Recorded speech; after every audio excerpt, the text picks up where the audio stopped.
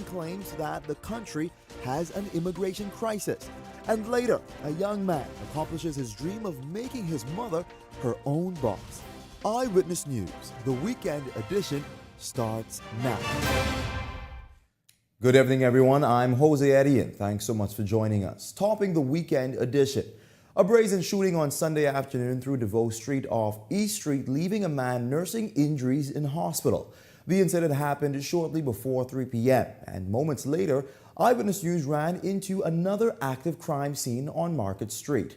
It is unclear whether anyone was shot during that incident, but there were a number of evidence markers on the ground and a Nissan note that seemingly struck the rear of another vehicle. While there is no confirmation just yet, it is believed that the note was occupied by the suspects in the DeVoe Street shooting, who were later nabbed during a reported confrontation with police. Now, today's incidents coming on the heels of a shooting in the Montel Heights area on Saturday afternoon that left another man injured. This is a story we will continue to follow. Still on the crime beat tonight, a teenage boy is in hospital clinging to life after he was shot early Saturday morning. Police say the near-fatal incident involving the victim and the gunman stemmed from a verbal dispute over money. Police say it was shortly before 1 a.m. on Saturday when the juvenile male was off Montgomery Avenue when the verbal altercation with a man erupted, and moments later, the boy was shot. He is reportedly in critical condition, and investigations into this crime are ongoing. Authorities also revealing that they are investigating a sexual assault incident that occurred at a hotel in Western New Providence. Details at this time are sketchy, but authorities say the victim is an American woman and the perpetrator is said to be a guest at the hotel. Investigations are underway.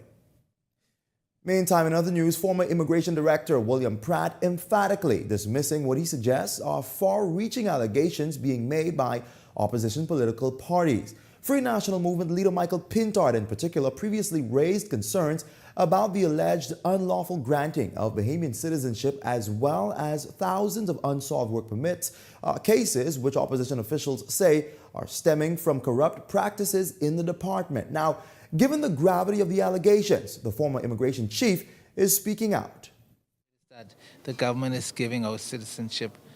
As the director, all citizenship applications come through me.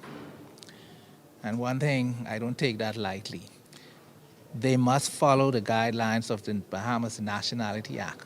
Most of these persons who are approved for citizenship, the request goes to the Citizenship Commission, which was put in place by the previous administration, the Free National Movement. This present government allows the commission and all of the members to remain in place. And so every application goes to the Citizenship Commission. These are persons who have been here 25, 30 years, far as I know, because I have to make sure before they go to the Immigration Board, which is the cabinet, they first go to the Citizenship Commission, from the commission to the minister, from the minister to the Immigration Board, which is the cabinet.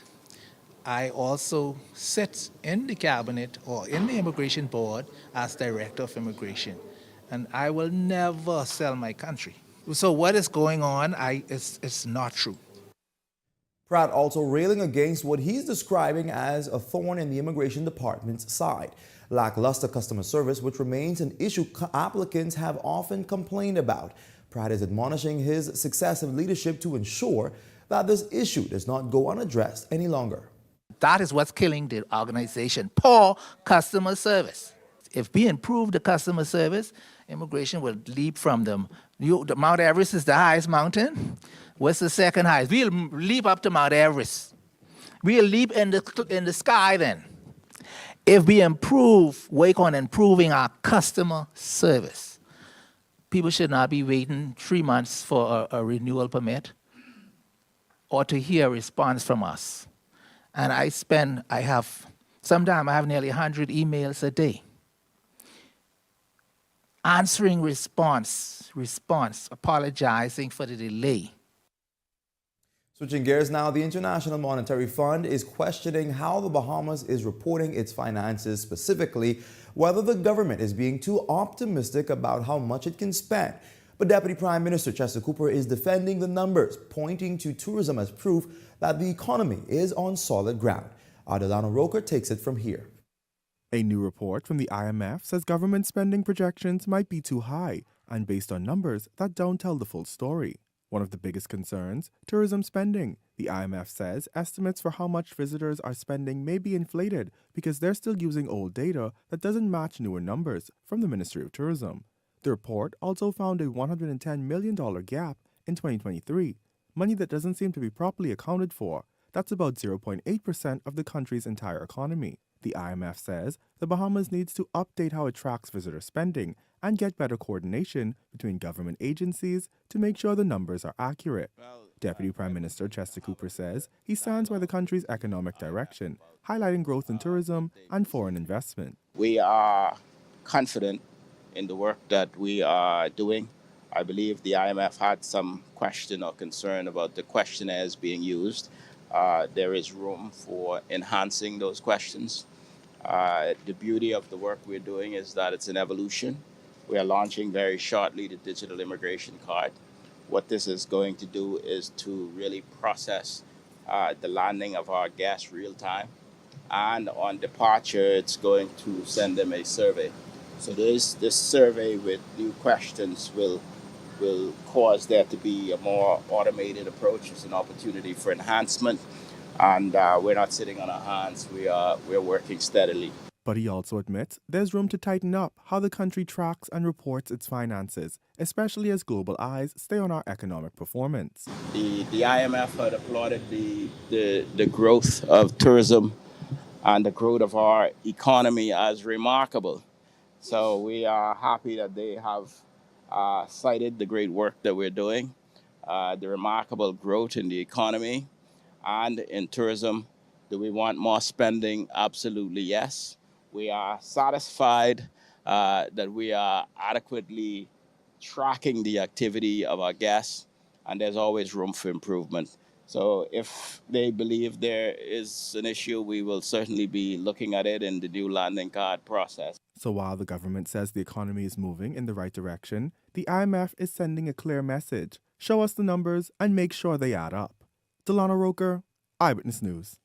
Opposition Shadow Finance Minister and East Grand Bahama Member of Parliament Kwesi Thompson is tonight pleading for more answers regarding the largely celebrated Grand Lucayan deal. Since the May 15th signing, Thompson argues that not much questions have been answered, and not only has the opposition been left in the dark, but so too have residents. During debate in the lower chamber this week, he laid out several concerns. An announcement was made. An announcement about $120 million were made. We had raised questions. We on this side, the leader of the opposition on this side, raised questions as to, was an agreement for sale signed? Was a conveyance signed? Was there the $120 million, was that in the bank? Was that transferred over to the government? We do not see any information, and the government has not been forthcoming with the information as to what is happening. Meantime, Member of Parliament for Long Island Adrian Gibson also sounding off on what he calls unreliable mail boat service. While making his contribution during the segregation accounts bill in the House of Assembly, Gibson is claiming that the island has faced long-standing challenges regarding the service, resulting in many Long Island residents losing groceries and other supplies. He asserts that it's an issue that must be dealt with swiftly as it severely impacts the daily lives of residents. The government needs to move to get us proper mailboat service, and I've said this before, in South Long Island. We cannot have it where there's a boat coming to the island with irregular schedule. When they feel like coming to the island, people are losing their produce, losing their fruits, vegetables, etc. Even their groceries. The boat that services the island is the Maya Dane, that part of the island. They've been moored from 2008. It's high time that contract is taken and given to a reliable mailboat operator so that the service could be provided to the people of Long Island. Minister of Health and Wellness Dr. Michael Dorval revealing this week plans to establish a new national health insurance bill in the House of Assembly. He says the bill foreshadows the establishment of a suite of services known as the Standard Health Benefit, which will expand access to health care for Bahamians across the country. Debate on the bill is expected to take place in the current parliamentary session. Benefit will establish the minimum standard coverage for all insurance providers in the Bahamas, ensuring that all beneficiaries, regardless of their insurance status, are entitled to these benefits. Madam Speaker, these services include, but not limited to, 1, primary health care services, 2, education, promotion, and wellness, early detection and prevention of chronic non-communicable diseases, diagnostic imaging and labs, pediatric and maternal care, screening programs for cancer and other specified conditions. Well, if you've got a news tip or if you've seen news in the making, call the Eye on News hotline at 397-6397. We also invite you to send your letters to the editor for publication on all of our social media platforms at eyewitnessnewsbahamas@gmail.com. And if you're watching on our Facebook or YouTube pages, share your thoughts about today's stories in the comment section below. We want to hear from you. And still to come tonight, as election season approaches, the Parliamentary Registration Department is urging Bahamians to register to vote. We've got more on that, and later, the Lucayan National Park over in Grand Bahama is receiving a facelift. We've got more on those stories, but first, here's a check on tonight's weather forecast.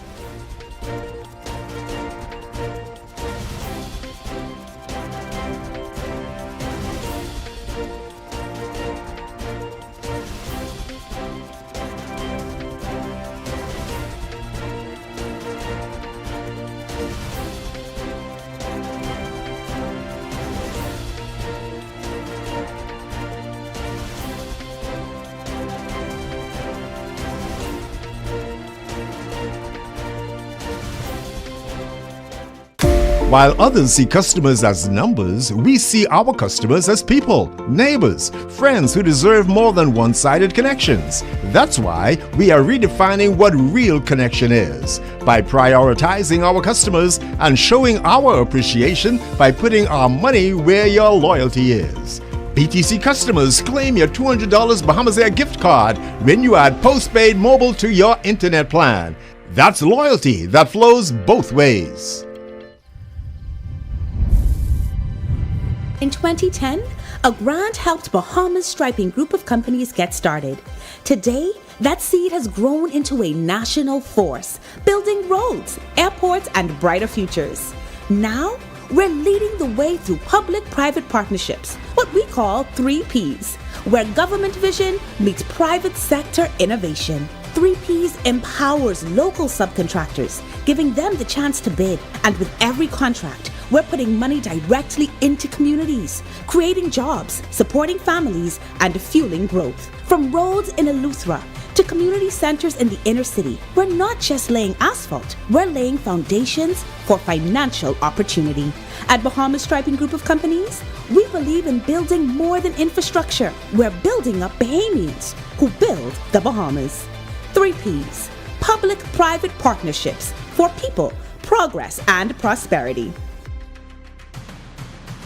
Edenwell has expanded their testing menu. We now offer blood work, drug screening, and so much more. Our hours of operation are Monday to Friday, 7 a.m. to 5 p.m., and Saturday, 8 a.m. to 1 p.m., located on 11 Madeira Street. We are here for all of your laboratory needs, with fast and reliable lab work done by our friendly and knowledgeable staff. Let us help you take the needed steps to stay in the know about your health. Let's keep working towards a healthier you. Stay Eden well.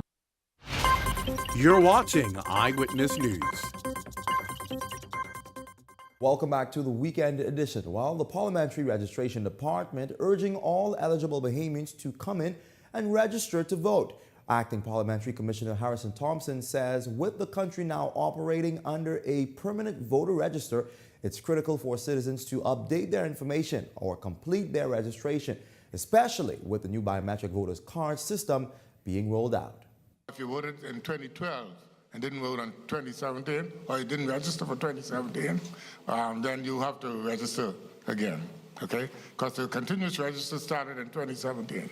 So if you voted in 2012, but you did not register for 2017 election or 2021 election, you should come in and register again. Sports Minister Mario Boleg is providing an update on plans for the Grand Bahamas Swimming Complex, revealing that progress is underway on the long-awaited facility, which will include a 50-meter pool built to international competition standards. The state-of-the-art venue will give Grand Bahama athletes a chance to train and compete at a world-class level and position the island to host regional and international swimming events. The last thing I know they was doing the geotechnical study. I haven't followed up on that. Of course, once that is completed and reported that we can go ahead and do construction, there will be a bid sent out for persons to want to make a bid to build the pool. And once we do that, before we find a contractor, we'll start the pool. Again, this is not a rush thing, you know. Everyone wants things done like microwave. We've said we can do something. There's stages being taken, and we can continue to take our time and get it right. The Lucayan National Park over in Grand Bahama also receiving a facelift as a path walked by tourists and locals is being renovated as it's a staple for the nature lovers, giving them a look into names that helped boost the nation's second city. While visiting the park, Eyewitness News spoke to park manager Bradley Pinder on how far the national treasure has come and what's being done to keep it modernized. Right now, we're working on repairs for the Gold Rock Bridge. This area here, the Gold Rock Creek, is an area for like fish and birds, mainly young fish. They grow up in here and eventually they migrate on out to the coral reef. When we initially started out, we started out with about 40 acres. Since then, as of 2015, we've expanded to 1,539 acres. Now, Pinder explains that the beauty of the park is at the hands of those who inhabit the space, but recently there has been some rare sightings. The area here is basically an indication of what should actually be out there at the reef. Right now, we have tons of what I've actually seen, tons of gray snappers, cuberas, sergeant majors, parrotfish, which is really important to building our beaches and stuff like that. This actually shows the health. I've seen over the past couple of days, basically the entry of the invasive lionfish into this area here, and we are working to actually remove them from the creek area. Well, coming up in tonight's Sunday feature, a young man turning a family hustle into an entrepreneurship journey. We'll tell you all about that right after this break.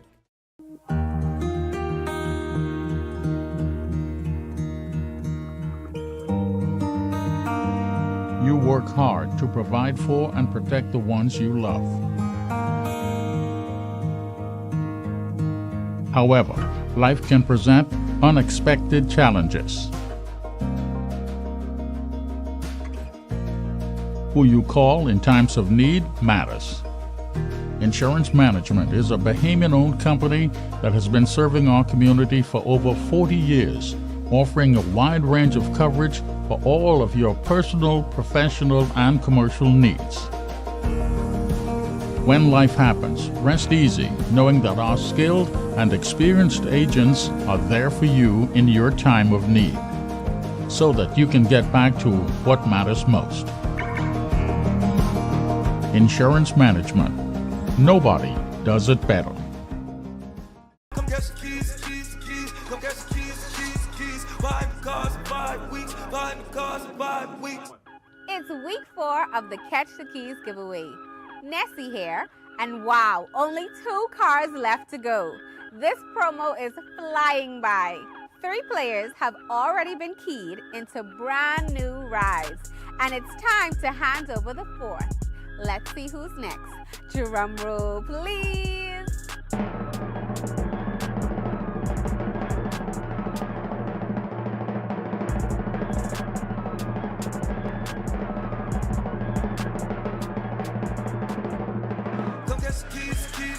Congratulations to ticket number E61985. O+, you are our 4th car winner. Congratulations! You just caught the key number 4. That means there's just one more chance left to win. You want in? Earn 10 reward points this week in lottery, casino, or sportsbook, and your entry is locked. Be here next Sunday at 3 p.m. for the final draw. Island Luck TV, 103.5 The Beat, and all our socials. Catch the keys only at Island Luck.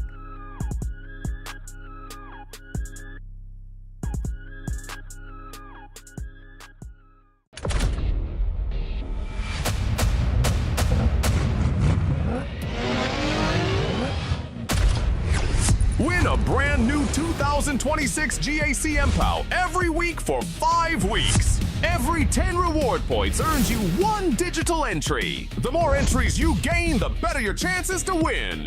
5 weeks, 5 cars. Will you be one of our lucky winners? Catch the keys today, only at Island Luck.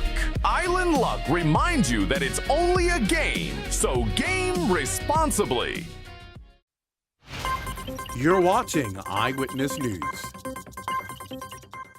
A young man sharing his heartfelt story tonight of how he was able to fulfill his childhood dreams, starting a business that turned a family hustle into a growing legacy.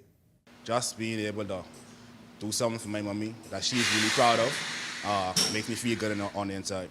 A moment of pride for 25-year-old Eddie Dalcin, who successfully ticked off a goal near and dear to his heart, making his mother her own boss.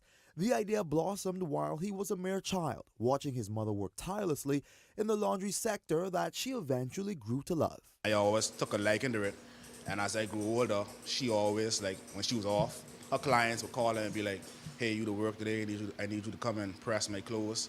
And I always be like, when I get some money, it's going to be like the first thing I do. It's a promise that didn't fall to the ground. His mother, Viegela Desilme, now walking with her head held high.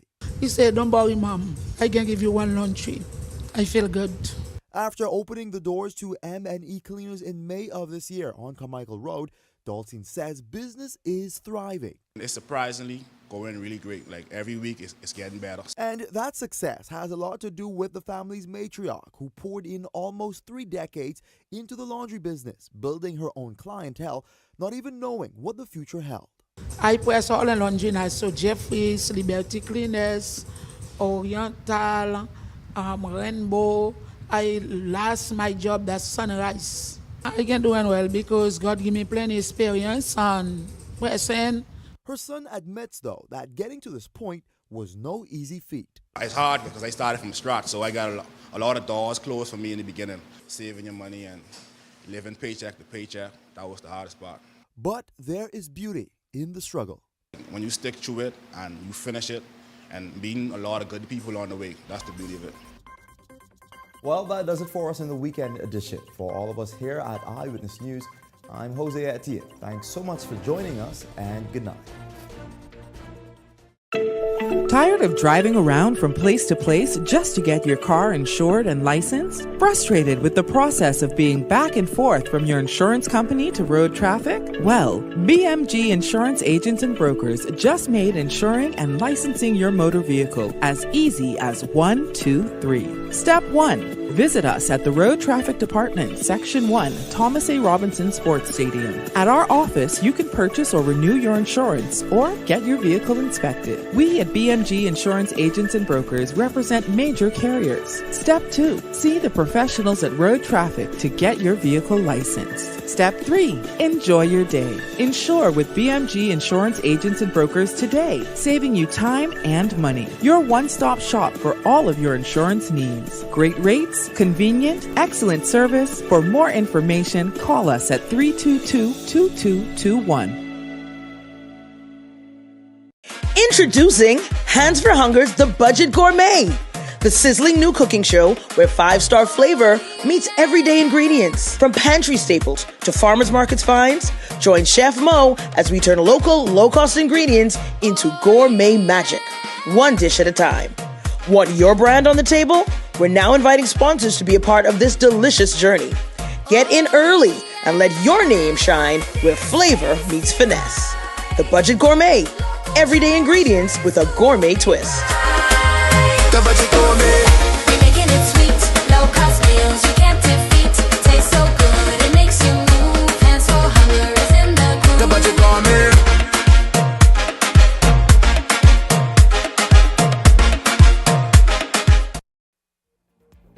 thoughts, views, and comments expressed by the hosts, guests, and callers on Beyond the Headlines are not necessarily those of management, ownership, or production unit of the Verizon Media Group.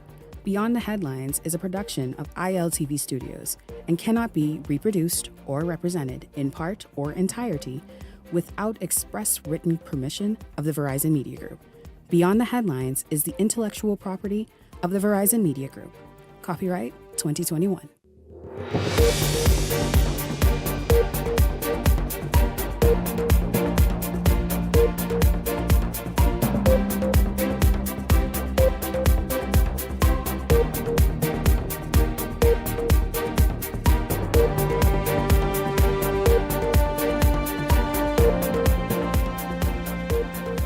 Coming up tonight, the country recording its 49th homicide overnight. We hear from the woman who had a relationship with the victim. Also tonight, you've seen the viral video, a woman in custody taunting the police and they seemingly taunting back. It's what happened during the exchange.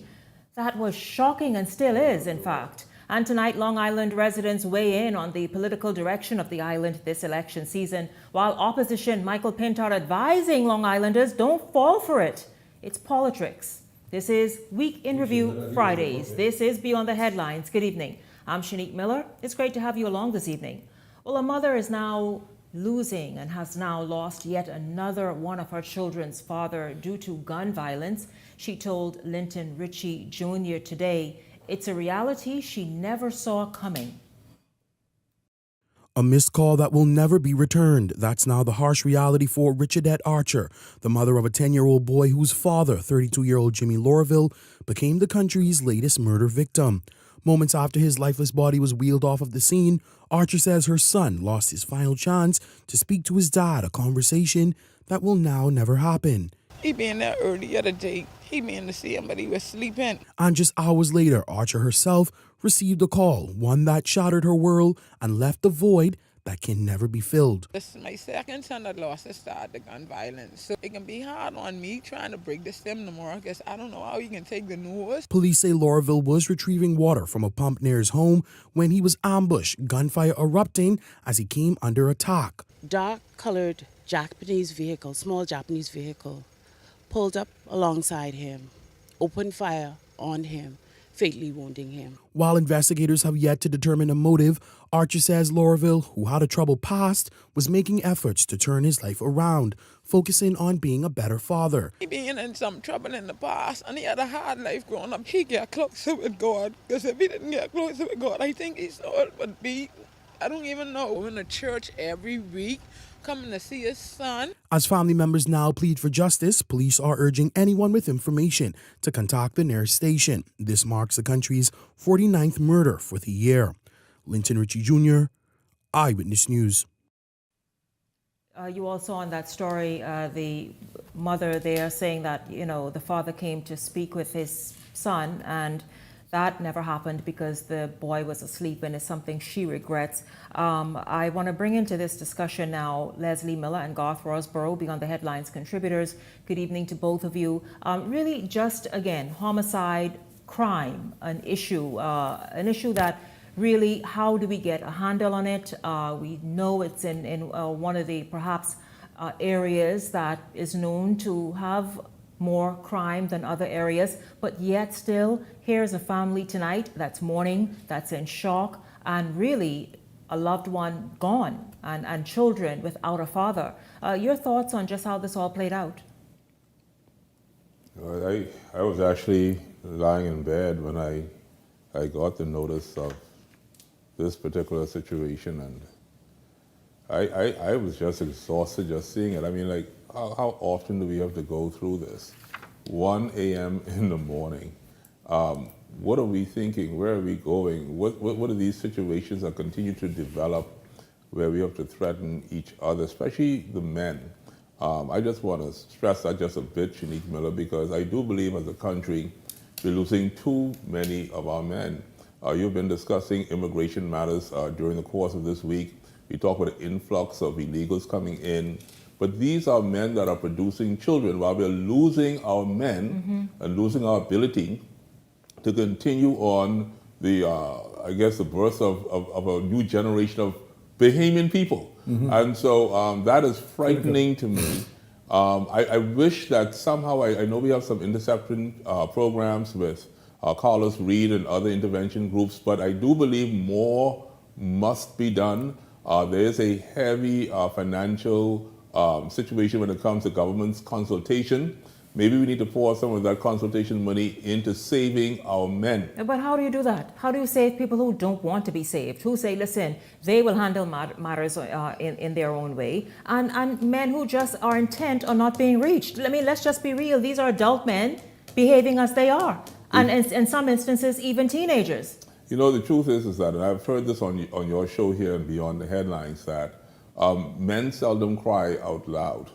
And I think it's now the role of ministers of the gospel, pastors, to go into communities, go into homes, meet these men and become the role model that the good Lord intended them to be. There's too much of a disconnect between pastors in our community and men. We see our churches are filled with females, filled with women.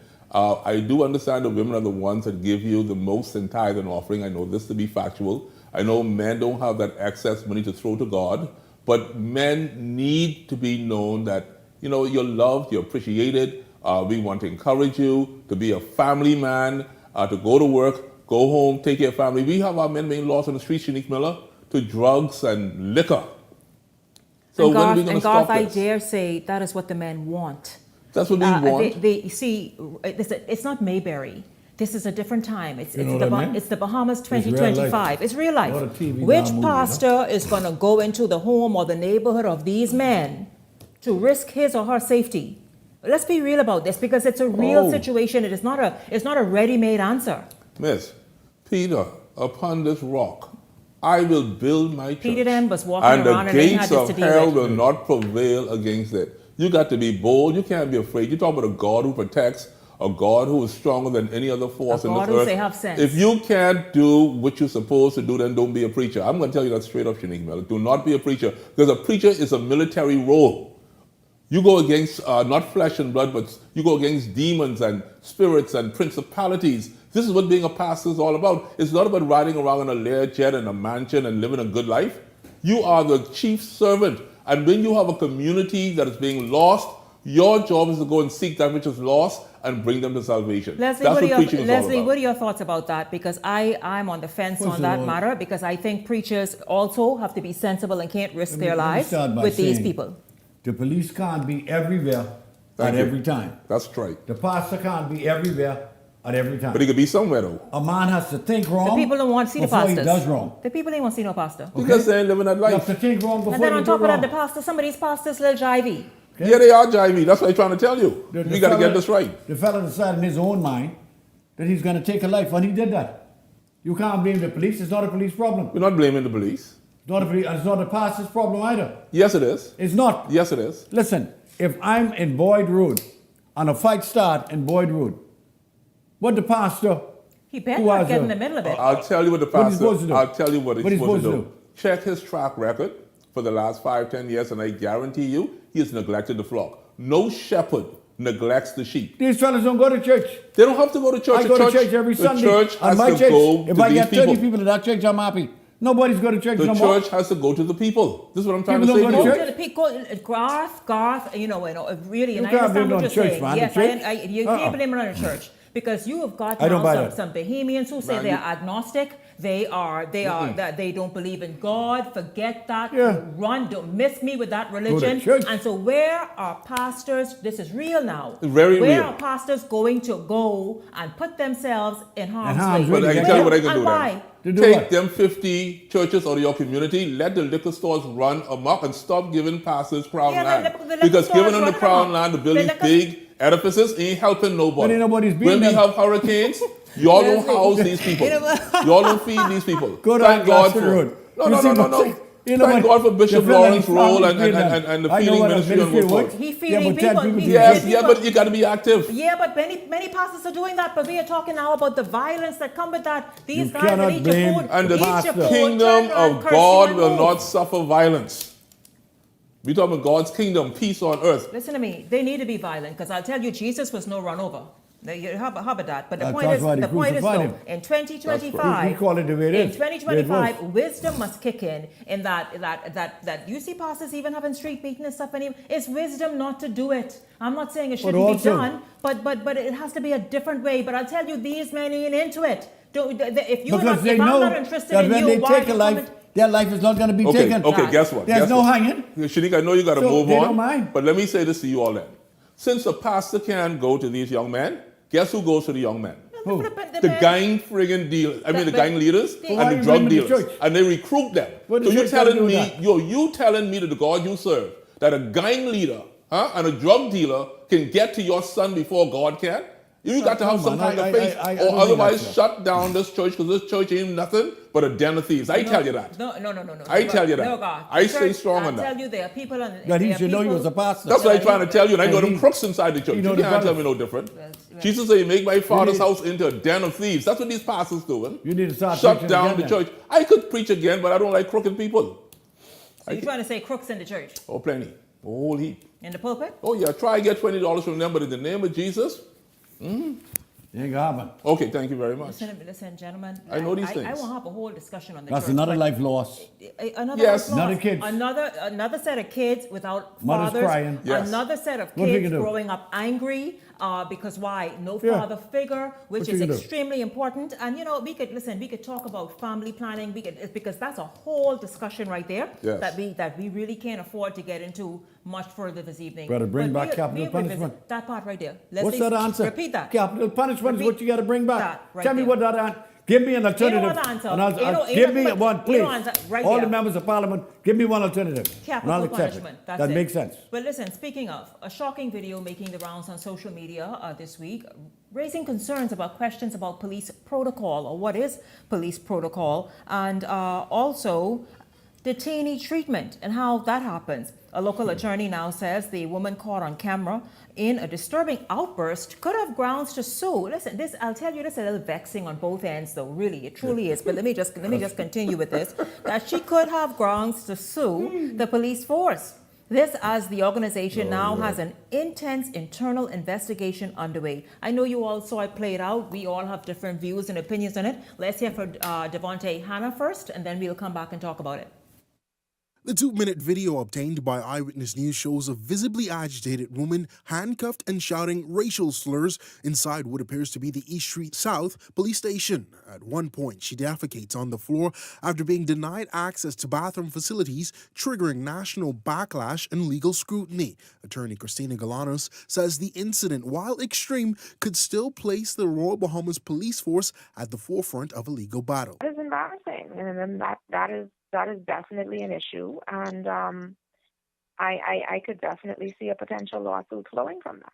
Eyewitness News understands the woman was initially arrested on Jamaica Road and later transported to the East Street South police station, where sources say she bit an officer and kicked a civilian who tried to intervene. Galanos warns that her conduct may not be enough to nullify a potential suit.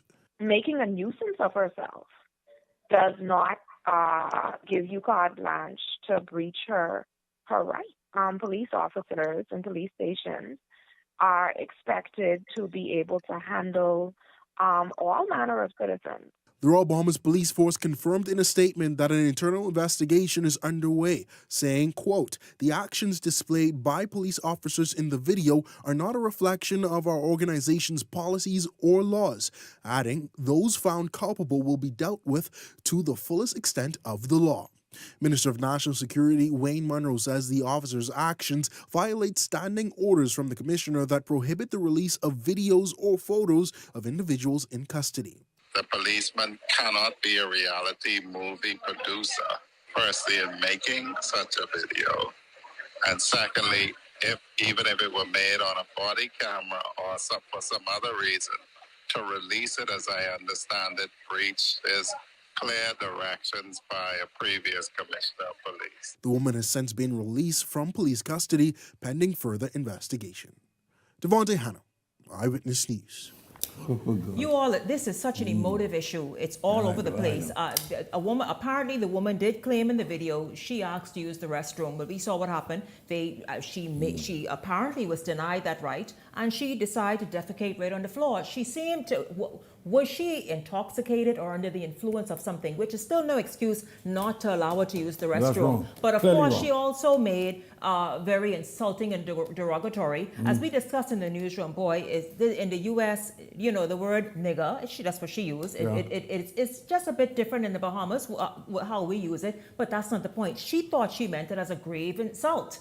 Now, gentlemen, how do we do this? Because the police are now under scrutiny, and many of them are deserving to be under scrutiny. But in this instance, in the video that we saw, I felt as though that video, they did that as their protection. This woman obviously came in there heavily angry and perhaps aided by substances. And so they figured, let's tape this for our protection as well as hers. Now, how do you all feel about that? And then the fact that the investigation is underway, and they obviously, if found to be in the wrong somehow of, number one, as Wayne Monroe said, conducting a whole reality show experience, that they could obviously face consequences. Very, very interesting scenario, and I know I'm almost like a live-it-all, right? But I too I've been in Carmichael Police Station behind bars myself. Someone just wanted to get back at me and told the police that they saw me with a handgun and they ran me through the system and said I threatened them. And next thing I knew, there was a bolo out for my arrest. And I went to report a tenant, Shanique Miller, for not paying rent. And for a year. They told me that, hey, listen, there's a bolo out for you, go to Carmichael Station. And next thing I knew, the commentary there wasn't pleasant. The commands weren't pleasant. The belt has to be removed, the sneakers, and you got to shut up. They use words like shut up. And they put you in the cell, and they treat you almost inhumanely. But there was no camera there, Shanique Miller. No camera. Okay. In this situation with a Caucasian individual, there happens to be a camera for some odd reason.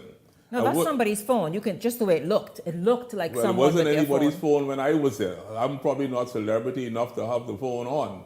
But in this particular situation, I just would like to say straight, I believe that the Caucasian factor has much to do with this particular incident. The fact that she seemed somewhat intoxicated or off balance, they probably felt that, you know what, here is a photo or a video moment, and they started rolling the tape. And of course, it's going to escalate emotionally because of the taunts that she was making. We as a people, we can't take much when it comes to verbal abuse. And so, of course, the retort came. And of course, she did what she had to do in terms of theatrical. I believe the whole defecation thing was just theatrical, to add insult to injury, possibly for lawsuit, possibly to get an edge on the situation. And of course, a lawyer would say, oh yeah, number one, both sides are at fault. I heard her say both sides are at fault, but at the same time, there is a case here for a potential lawsuit.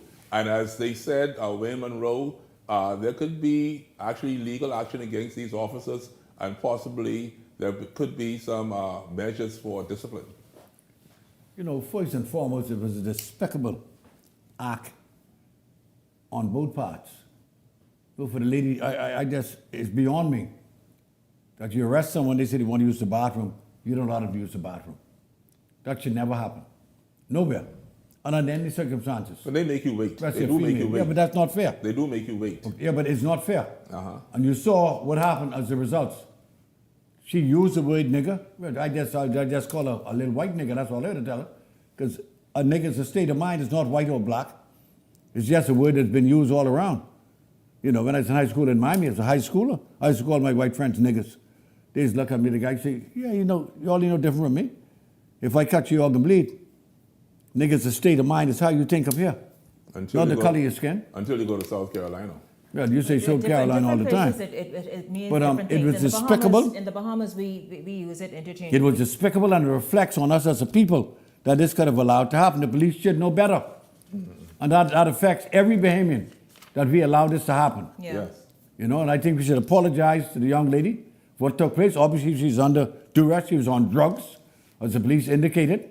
But that doesn't give them the right to allow her or to force her to do what happened. Deny her It's her, not fair. her rights because, you know, it could have been. Okay? That affects all of us, if somebody man. wants to use the restroom, I mean, that has But to not be only taken her rights now, into Shanique and Mercy consideration. Miller, all of our rights. Because we as Bahamian people, we get the similar treatment when we go there as well. I'm telling you. Right to the And States? no, right here. Some of our young men, young women who go into Yeah. these cells, some of them are bruised and beaten. You see the ambulances leaving the police station all the time. Yeah, don't but you know got how a to fellas fix who the done situation. killed somebody. Oh, police beat them. I get But no. I I just get say- no I regard just for saying that. you just Let's respect. move on. I have a lot None, to get yeah. to. I have None. a Just lot. I have a respect. ton. Just respect. I talk about a ton to get to. A ton. We will watch that. Certainly don't want to make too many comments on it because it's an investigation that's legal underway. situation, We yeah. only saw a bit of a longer thing that happened. What we saw is Despicable. what we are commenting on, and so we leave it right there. When we come back after this break, listen, celebration happening on Celebration Key. Apparently, things are going on in Grand Bahama that many Grand Bahamians are happy about. Also, Long Islanders voicing off again on politics. Surprise, get a new road surprise. now, eh? Yeah, that's right. And We are airport. back. Beyond the Headlines is back after this. They haven't voted.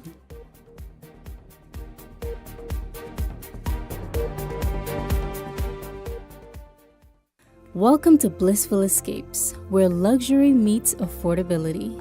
Whether you're seeking relief from aches and pains or simply looking to indulge in some well-deserved pampering, relax and detox in our infrared sauna. Enjoy a soothing Swedish massage or an invigorating exfoliating body scrub. We also provide advanced facial treatments using cutting-edge technology, including hydrofacial, microneedling, and microcurrent therapies, located at the shops of Cable Beach Plaza. What if I told you Wendy's has a new burger with a flavor so secret it's almost too delicious to handle? Well, now it's time to unlock that flavor. Try the new sweet and smoky barbecue cheeseburger. We can't tell you everything, but we can tell you that it's packed with flavor, including our secret barbecue sauce. Try the new sweet and smoky barbecue cheeseburger today. Available for a limited time.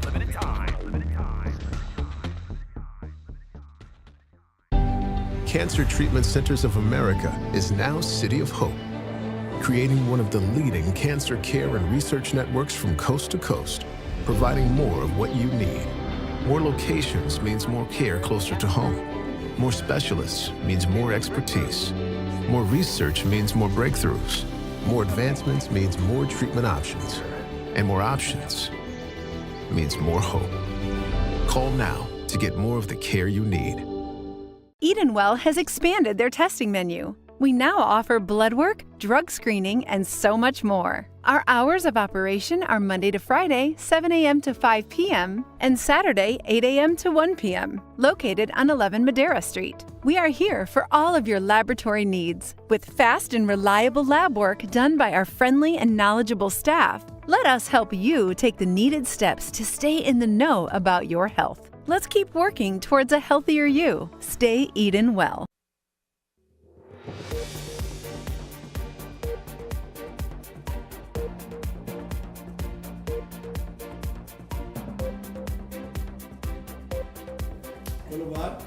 Welcome back to Beyond the Headlines. Of course, this is Week in Review Fridays, and we're going to get into some of the highlight stories of the week. But first, let's talk about this. I have been hearing since the weekend passed from residents in Grand Bahama about how excited, up to last night, about the excitement that's happening on the island. Celebration Key is up and running, you all. I think it's this weekend that the first cruise ship is now actually going to be coming in. The first Carnival cruise ship is actually going to be coming into the Carnival new celebration experience. Gentlemen, very quickly, your thoughts about this and what this means. I mean, I've spoken with people who have returned to Grand Bahama for work, who have left jobs where they've worked for years and years and years to now be employed at Celebration Key, business owners who now have new businesses at Celebration Key. Grand Bahamians are really, really embracing this. You said it all, Shanique. You can imagine the joy of people who just formally call Grand Bahama home, and they want to get back to Grand Bahama to be with loved ones and family, friends, church groups, etc. And just to know that an opportunity now exists with promises that have been stated and waiting for those other promises to be fulfilled, like the hotel. This is good news. This is some reassurance being given, and I can only imagine that now the flights from New Providence back to Grand Bahama, we're going to see a whole lot of action there. We just want to say kudos to the people of Grand Bahama. We're excited for you, happy for you, and we're grateful for the progress that is now being made at this particular time. You know, I believe Bahamians everywhere, including those on Grand Bahama, so happy what is taking place now. I met a lady in the bank today, in Scotiabank, about an hour ago, and she was all excited because she worked for the other cruise line on one of the other keys, and she just got the job, and her first day is next week. She's very excited. I think the people of Grand Bahama deserve what they're getting now, and I understand that pretty soon another major announcement is on the way for Grand Bahama. So Grand Bahama is on the move, and Bahamians are excited to go back, and God knows they suffered a lot over the last 20 years. Yes. No, the Grand Bahama has been stagnant for the last few decades. They need a break. And yes, absolutely. And again, so as you said, break. they are to expect other announcements very shortly. So that's so good for them. Really, really awesome. And then we got to thank Carnival for making that massive investment. Absolutely. You know, absolutely. In Grand Bahama. It shows you the confidence that they have in the government and the people of Grand Bahama. Listen, I tell you, we wish all them well. I'm just really happy for Grand Bahama because for so long, even as a reporter, if you've been reporting and this is going to happen, that's going to happen, it didn't. It stalled. That's reality. And all of this stuff. And it seems as though now the wheels are turning and the economy is moving in the direction that all of them desire. So that's awesome for them. Meanwhile, aviation officials and others traveled to Long Island yesterday to update residents on the ongoing works at the Long Island Airport, the road project that's also underway, and then other capital projects that are underway, as you can imagine. And we shared quite a few times on this station, in the news and on this show. Long Islanders have not minced words on how they feel about the works that are now underway and happening on the island. Not for the first time, residents are speaking out on what they are calling a growing political divide on the island. With the next general election looming, that's next year, there is some speculation that the traditionally stronghold for the Free National Movement may be thinking and having other thoughts. We hear from Linton Ritchie Jr. and then we come back and talk about it. Of Long Island remaining a hot button topic in the political arena ahead of the upcoming general election, as the recent inkings of contracts by the governing Progressive Liberal Party sparked the heated discussion as to if the Free National Movement torch could be blown out. Well, Eyewitness News hit the ground in Long Island, speaking with a number of residents from all sides of the political divide. I'm a strong FNM. This island will always be FNM. You could see it. I mean, you have people that speaking with a different language. With this move, I think Long Island going to move. The island, considered to be a FNM stronghold, has never been represented under the PLP banner. An historic play the PLP is hoping to break, but recently opposition leader Michael Pintard says, quote, he's not worried.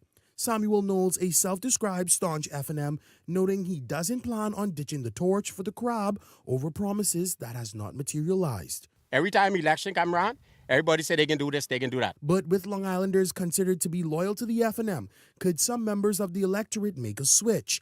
Here's Bernard Adderley, who says he marked his X red in every general election, but in 2021, he changed to yellow. So what's next? Support you for 50, 60 years, and you hadn't even considered opening the door for me here to make life better for me.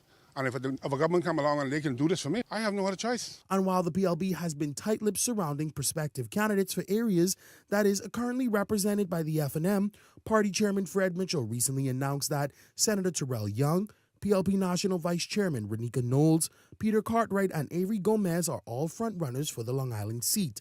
And with all faces being familiar to Long Island, PLP supporter Nakia Shara says from his view, one thing is clear this time around.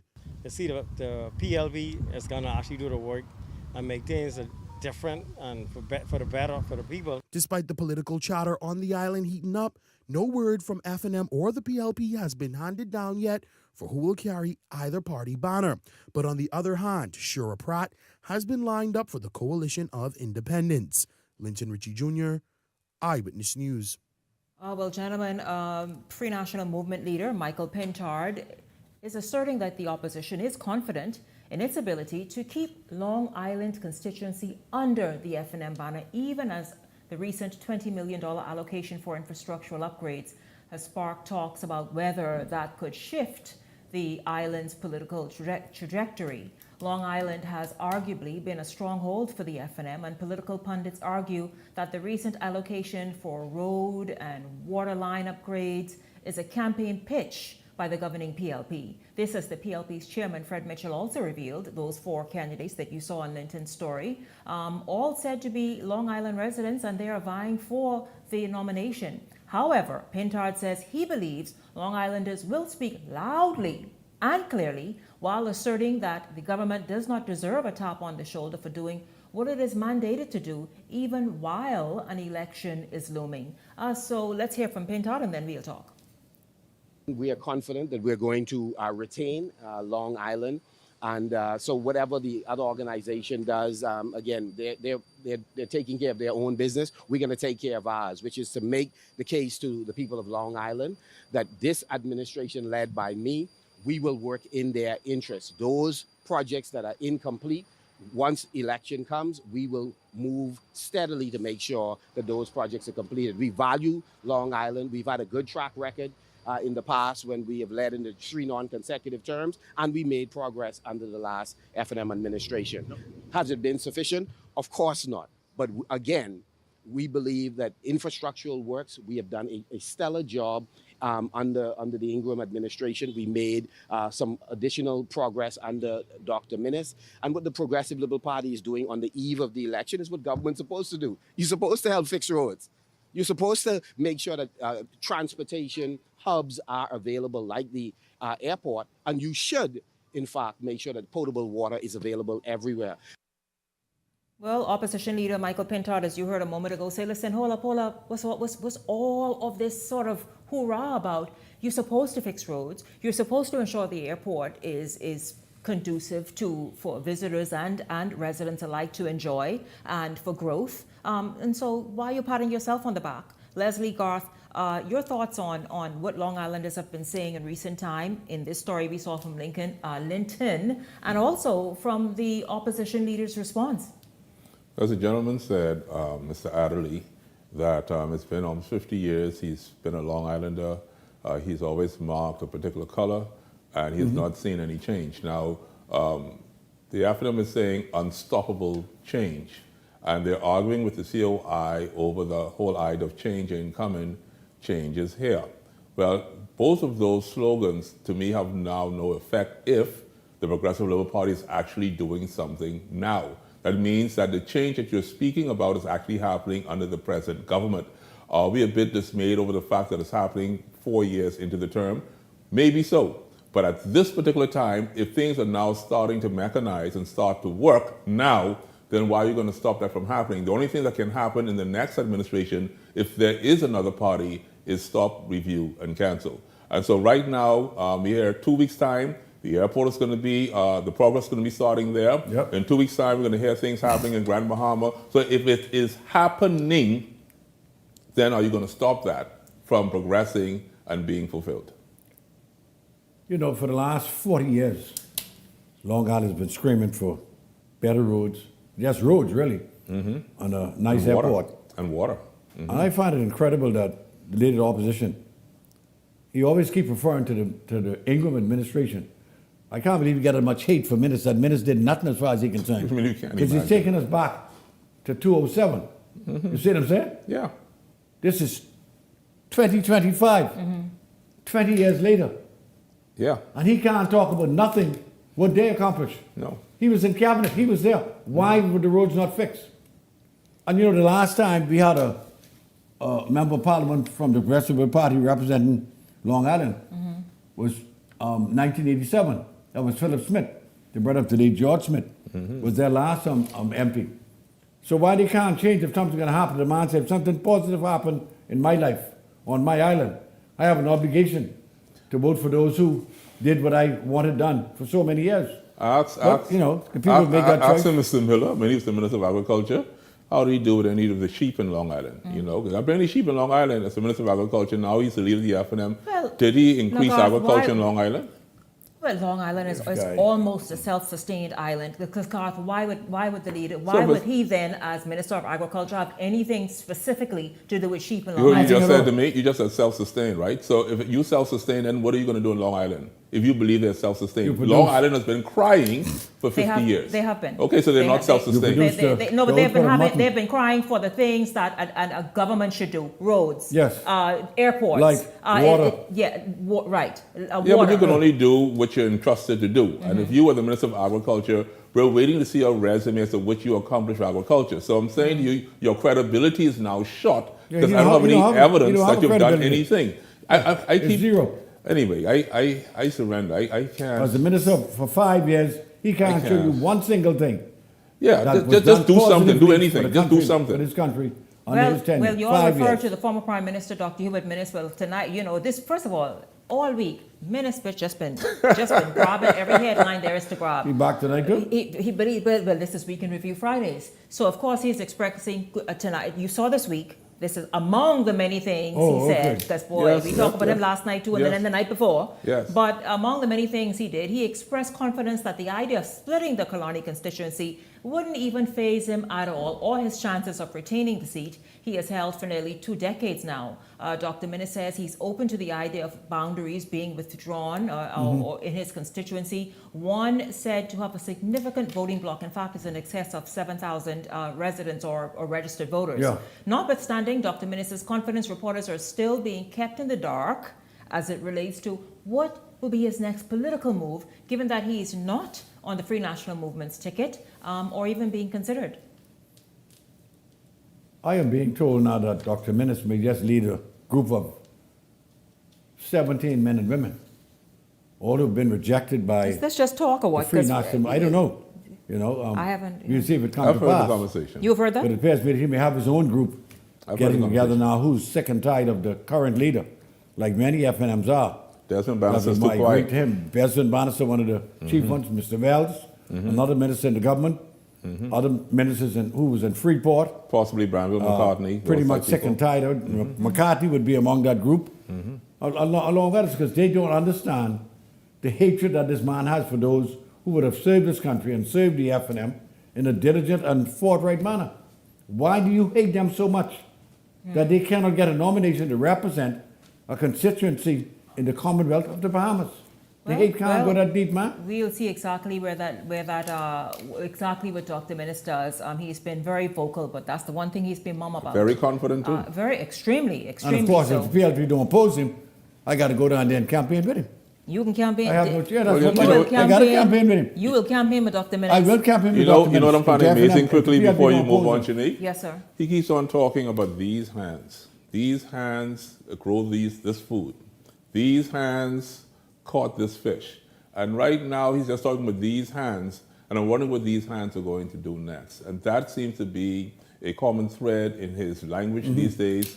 These That would be hands. their theme. And These so hands. maybe he's saying to them, the hands that you've nailed to the cross are the very same hands that are still productive, and you'll see what these hands can now do once I'm resurrected. Of course, Garth is referring to Dr. Minnis' food review. Listen, he's doing everything. Mukbang, food review, fishing, telling people. Parasailing next and skydiving. That's what he can do. The park is back. I understand. That's what he can The do. park is back.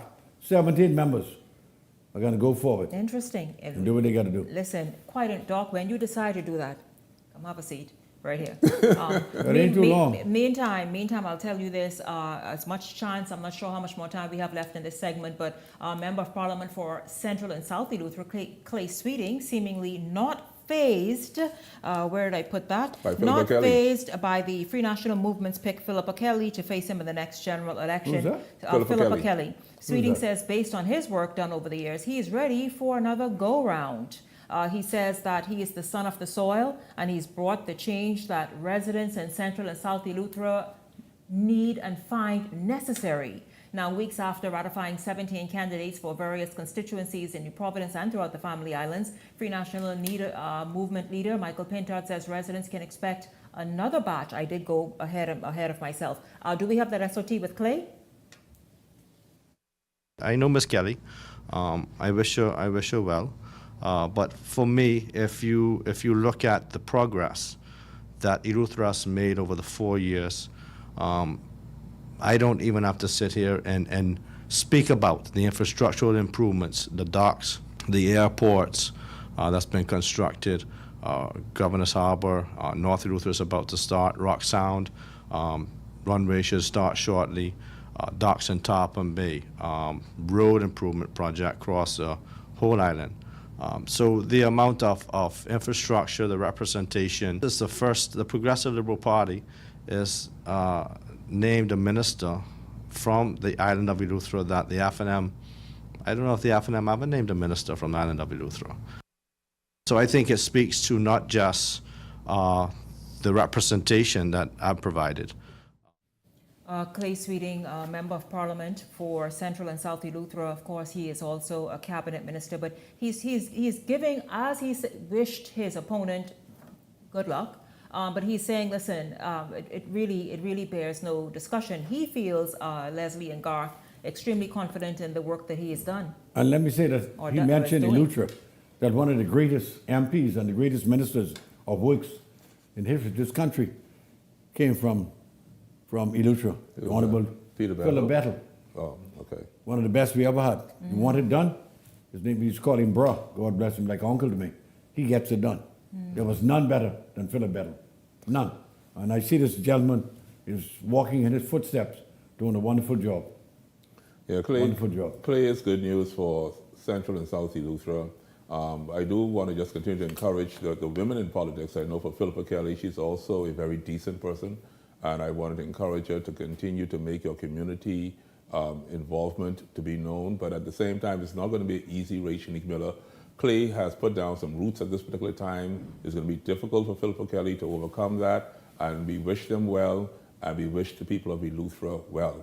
But those women in politics, it's not easy. We commend you, we encourage you, we pray for you, and we wish you well. What's the special prayers about? Well, I don't mean her. I'm yes. talking, because I've had this discussion with women in politics before, and the Commonwealth, in fact, is an issue, but the Commonwealth finds itself to say where the women, and more women need to be around the table. Correct. But see, I'm a proponent of women deserving to be around the table. Yes. Okay. That's what I'm a proponent of. And so, yes, hardworking, awesome women, and we have had many of them and have some now. The point is, earn your way, earn your keep, everywhere, especially in politics. I think he's referring to the fact that, you know, I ain't nobody referring to a woman is a gentle creature, and the attacks that will be put upon her by some of the viciousness that you see on Facebook and WhatsApp, you got to be prepared for it because it's coming. But the thing is, it's attacks everywhere. It's attacks across the board. But we have a right to protect the women. Well then, the women, we have to protect the women. Women don't belong in politics then. Because, and while I'm not a proponent of attacking a woman or a man, because the nasty attacks happen both ways, but you don't attack a woman and say what she is and where she's been and how she's been and who with and all that. You leave that alone and treat the person who is coming to you. You tell that crew that. As they present. Tell that crew that. You know why I said that. But still, that does not say though to go easier on a man or woman, because the crew out there, meaning social media, is the beast that it is. That's all I'm saying. Now, Michael Pintard, the Free National Movement, of course, you know, they ratified 17 candidates recently, and he says the party is moving intentionally with the in the next phase with the candidacy process, checking in with former leaders of the party to secure the best possible chances in the next election. And no doubt there will be women as well there making up the next batch of candidates. But yeah, we just want the best, man. It just ain't a baby. You say you want the best? When you get into politics, I feel it is just not a bit. That's all I'm saying. Because I've had women here on whether show, it doesn't matter whether it's The Conversation, whether it's Beyond the Headlines, and I have held them into account. But you do appreciate that it's women who run this country. Of course, women run the country. In all the public service. But women run the country. We have had women before in high elected positions. Yes, and done a wonderful job. And those women have done stellar jobs. Wonderful job. The Mother Pratts, the Dame Cynthia Mother all the permanent secretaries and the like. The Janet Bostwicks, the Glenna Santa Martins, and they have shown themselves to be just as good as any man. Yes. And so what I'm saying is they have not been babysat and asked for that. They have showed up and they say, excuse me, get out the way, I'm here and I'm here to do what I need to do. Yeah, what I was referring to too, is we had Sheriff Pratt from Long Island, we have Philippa Kelly from Eleuthera, right? And I know the challenges are great, and I'm just simply saying this, Shanique Miller, tonight. You sit in a chair where I've been attacked. The head of Beyond the Headlines, I have been you attacked. sit as the hostess. I've watched from Clint Watson to now, I've watched people attack you, and I feel that it's only through the prayers and the encouragement and the Spirit of God that you have stepped. You've gotten the strength. You've gotten the strength from prayers. And all I'm simply saying is that for those of you who truly believe, you are a testament, Shanique Miller, to what can actually be accomplished. And I'm only saying to you tonight that you're an inspiration. Thank you for allowing me to tell you that tonight. Well, thank God, I appreciate that. But I'll tell you this: this station would do me no favors if I was sitting on like, oh my God, and they're attacking me. They would say, sis, if you can't handle it, get out. Everyone needs to realize one thing though: when you are attacked, you counterattack. Because some of the low life that's in this country, that's going to come after you. And here's how I counterattacked. Especially I with your showed children. up with lashes on, hair or no hair, and I give it to you straight. As simple as that. When I shave my head, or the fact that I'm wearing all of this, I give it to you straight. And so I played no games. And yes, of course, I studied and showed myself approved, and I show up every night. And that's what I'm saying. Looking for no gifts. Do your job. That's all I'm saying. This is Beyond the Headlines. When we come back, we're going to shift gears. We're going to meet some ladies who's showing up. Some beautiful ladies. In the area of health, wellness, and fitness. And they have an amazing event planned for tomorrow. We'll talk about that. It's Independent Zumba. It's all happening right after this. Stay close.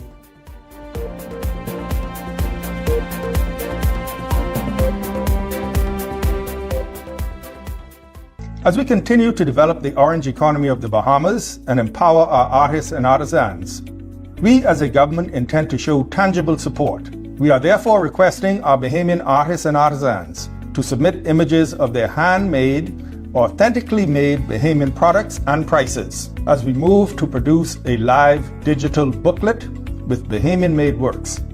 With the creation of a live booklet, artisans can always submit new works to be included.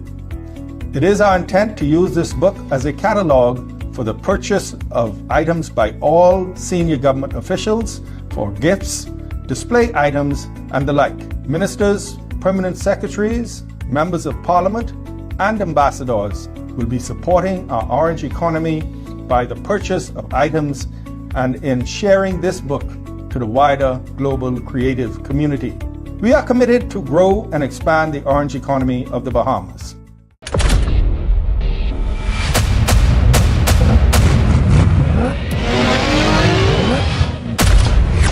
Win a brand new 2026 GAC MPOW every week for 5 weeks. Every 10 reward points earns you 1 digital entry. The more entries you gain, the better your chances to win. 5 weeks, 5 cars. Will you be one of our lucky winners? Catch the keys today, only at Island Luck. Island Luck reminds you that it's only a game, so game responsibly.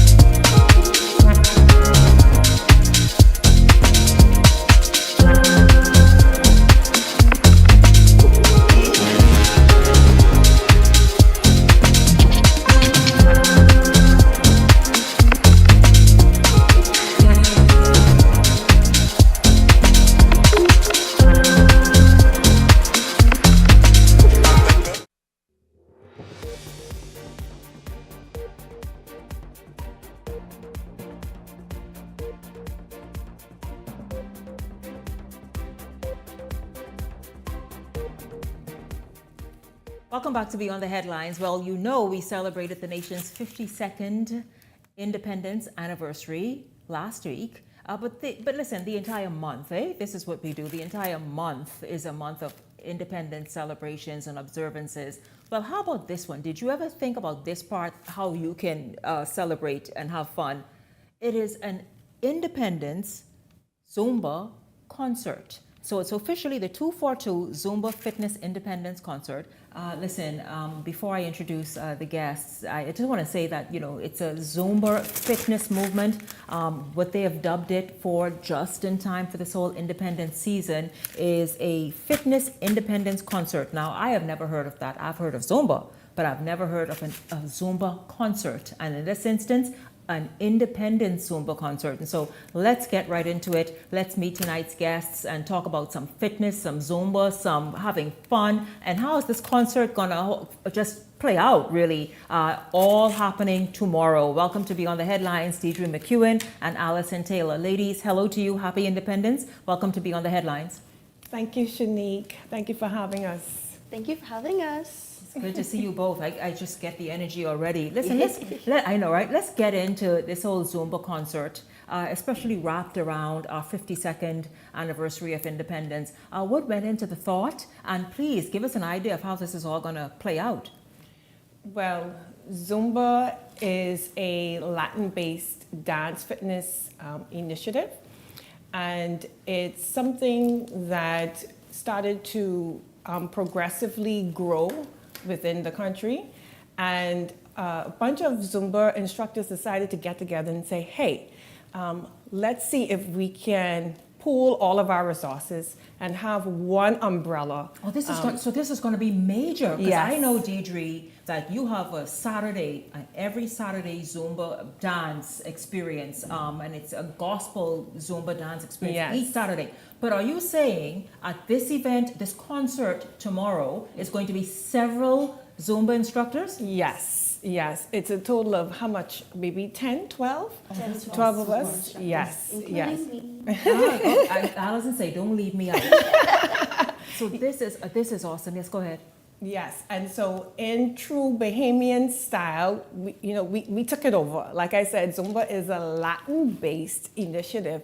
And what we did is we infused our culture, our love for the Bahamas, for Bahamians, for Junkanoo, for the music, for the arts, into the fitness workout. And so we're going to have live performances from our own talented Bahamian artists. They're going to perform their music during the class. So this so it's going to be live performances while you all dance. Yes. Oh, that is, it's really is unprecedented, unheard of, and obviously a whole ton of fun. Allison, join in, let us know exactly what people can expect, because Zumba is a full body workout, in case people didn't know. I mean, I've done classes with Deidre, I've done Zumba before. You actually are drenched in sweat. Yes.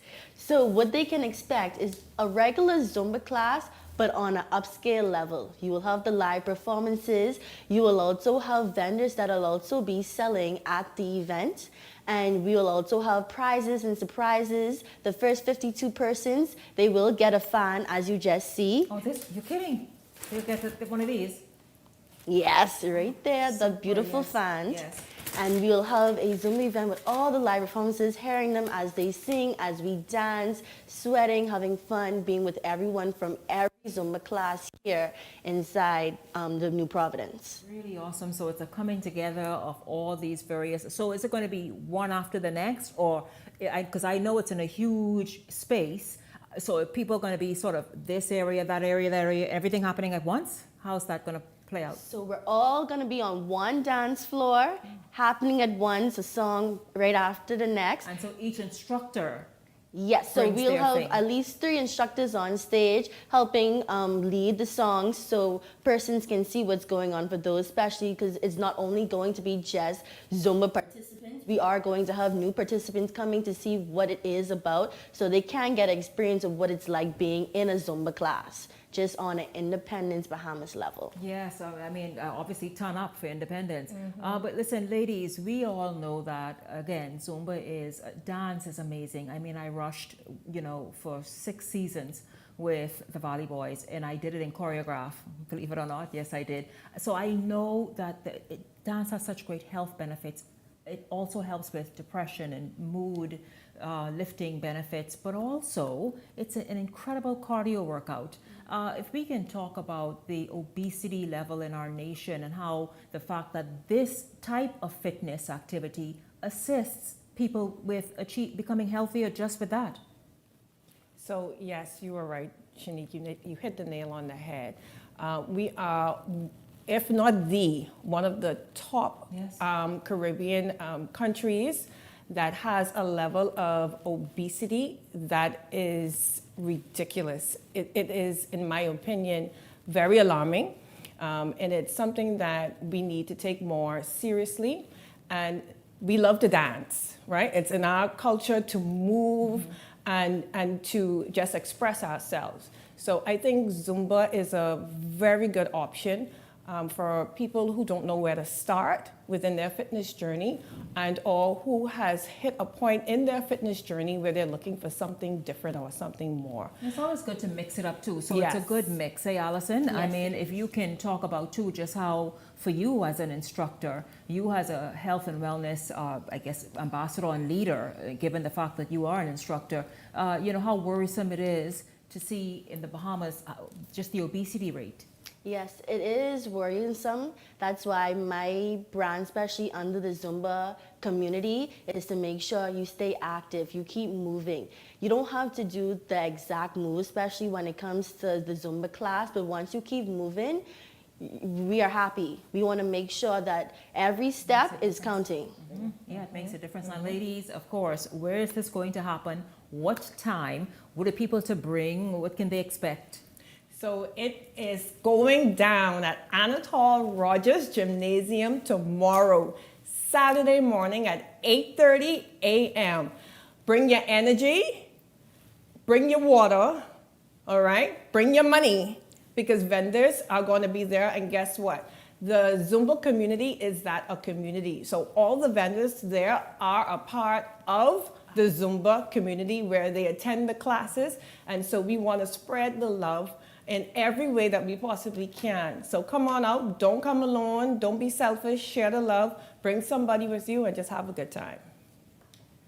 Allison, you want to jump in? Tell them where Anatole Rogers is. Anatole Rogers is on Faith Avenue in the south. You'll be inside the gymnasium. Come, bring your friends, bring your water, bring everyone. It's going to be a showdown. Absolutely, and dress very comfortable. And wear your tennis. Wear your tennis shoes where you can move. Don't come barefoot. Your tennis and socks. That's good. And nice, obviously active wear. Yes. And so, ladies, is there a phone number maybe that people can call to get more information before tomorrow morning? Yeah, sure. I can be contacted at 422-2583. Once again, 422-2583. You can give me a call or WhatsApp. The name is Deidre. And also, tickets are $15 and $20 at the door. And believe me, it's worth it. I love going and exercising. Hit the fan again. Well, let me try. Hold on. Oh, please let this happen. Hey! Let this happen. Yeah, turn it around. I have to do it. I have to do it over. 1 second chance. Hey, that's it. Super. Listen, you get one of these as well. You could just go and flex all day, every day. It's just awesome. In this heat, I tell you, use it for a shade, as a cooling mechanism. Really awesome. But once again, it is the 242 Zumba Fitness Independence Concert happening at the Anatole Rogers High School there on Faith Avenue South. Give us an idea of maybe some of the performers, not the Zumba instructors, performers. Okay, yeah, sure. We have Elkin 360, this is season. We have... Hold on, who's saying Nassau is the capital of Bahamas? Bahamas, yes. That's it. Yes, the hit maker. Yes. Mm-hmm. We have Wendy, we have Fanchon, we have Ebony, Julian Believe. Am I forgetting someone? Patrice Morel. Yes. Oh, she's fantastic. Oh, yes. They all are, in fact. Yes, they all are. They all have their own energy, their own style, and their own rhythm. Mm-hmm. But it's all just really very, very upbeat. And also we have Ilsha. Yes. Ilsha, yes. I think that's everyone. It'll be hosted by Ebony Bahamas, the one and only. And our DJ is our favorite, DJ Chubbs. Yeah, awesome. Really, really awesome. Again, that starts at 8:30 in the morning at the Anatole Rogers Gymnasium. You want to make plans to be there. Start the Saturday off good. It starts the Saturday good, and then also makes the weekend just go better because you just in sweating and do all that. Then you're ready for the day. I thank you very much, Deidre McEwen and Allison Taylor. Thank you both so much. Once again, the 242 Zumba Fitness Independence Concert tomorrow at the Anatole Rogers Gymnasium. Go there and have a ton of fun. Get a fan. Patronize some of the vendors that are going to be there and work out. How about that? That's just the biggest thing there. Work out, have fun, dance, have a great time. I thank, of course, at the top of tonight's show, my panelists, Leslie Miller and Garth Rosborough. In this segment, Deidre McEwen and Allison Taylor. And thank you to all of you who hung out all week long here on Beyond the Headlines with me. I certainly enjoyed having you along. And I look forward to seeing you right back here on Monday for the entire Beyond the Headlines team. I'm Shanique Miller. Make it a blessed weekend, everyone. The thoughts, views, and comments expressed by the hosts, guests, and callers on Beyond the Headlines are not necessarily those of management, ownership, or production unit of the Verizon Media Group. Beyond the Headlines is a production of ILTV Studios and cannot be reproduced or represented in part or entirety without express written permission of the Verizon Media Group. Beyond the Headlines is the intellectual property of the Verizon Media Group. Copyright 2021.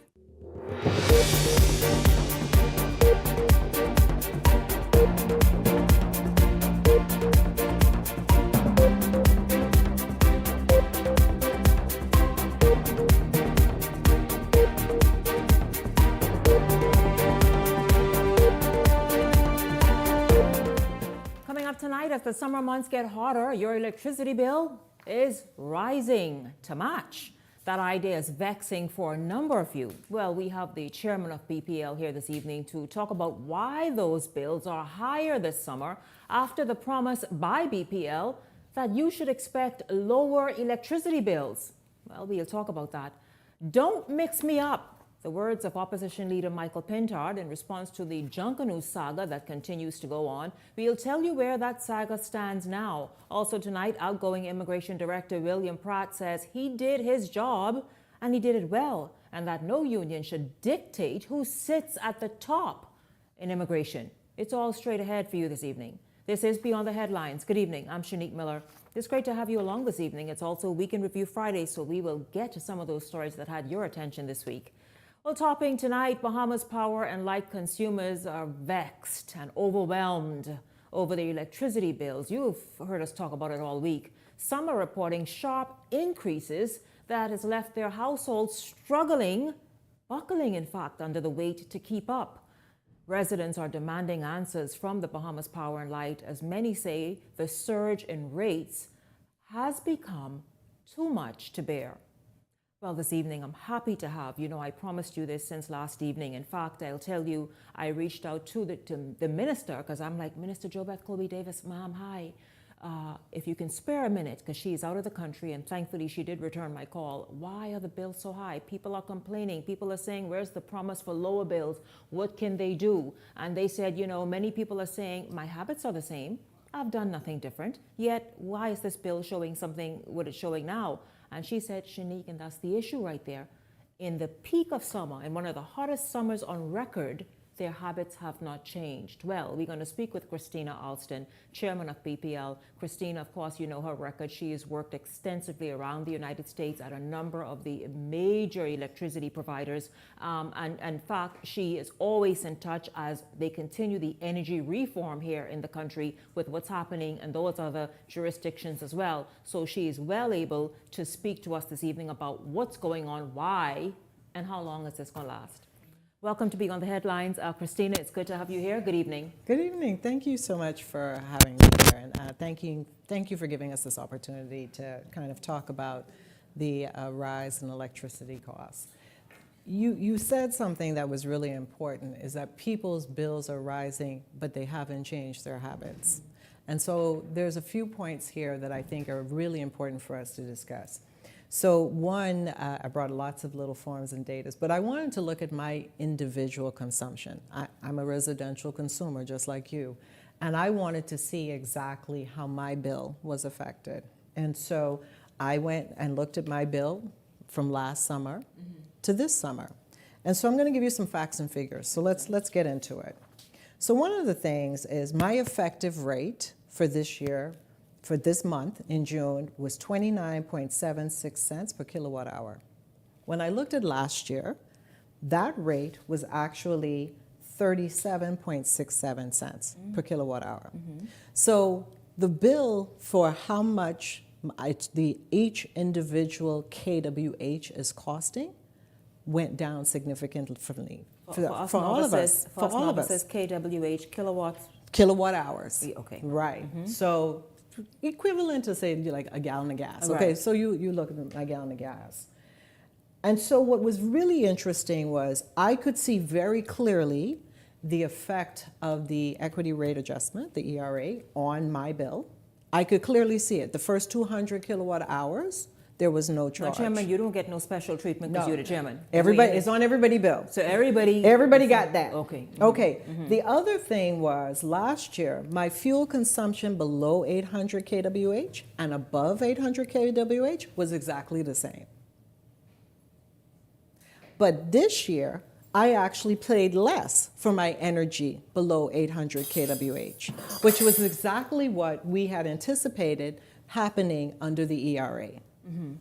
So that was 2 points that I wanted to make sure, because in building consumer confidence, I got to be able to sit here with you and explain. And if these were Shanique's bills, I'd be able to do the same thing with my little calculator. So then why is the average person? Because you know, I'll tell you, one of my panelists coming up later, Leslie Miller, said last week, and he was proud to say before that, you know, he paid a few $100s, still a lot, but last month he paid $1,200. So why is the average consumer then experiencing that? So that's a great question. So one of the things that I did last year that I really thought I needed to do, because my bills were going up, was I needed to look at my home and think about my home as an investment in terms of how much it's costing me as well.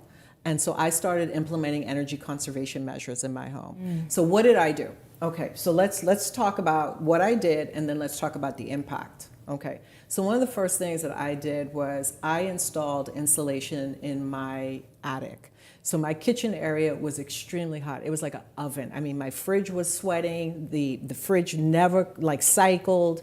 To explain to people what sweating is, because when they notice it, maybe they would understand that that's so that's when you get like constant condensation, when you get water on the outside, like when you open your fridge and it's dripping on the inside. Yes. Okay, that means your fridge is working too hard. And that's pulling that.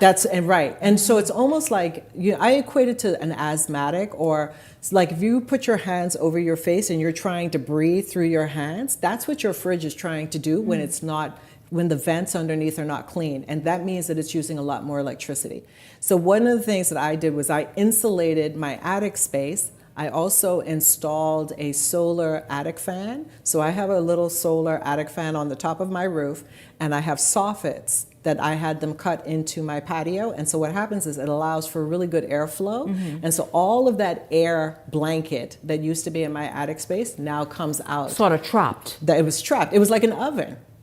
And so, which worked your air conditioning and refrigerator and whatever else hotter. That's exactly right. And not only that, but there was a 5-degree difference between my kitchen area where the attic was and my living room space where there was a vaulted ceiling.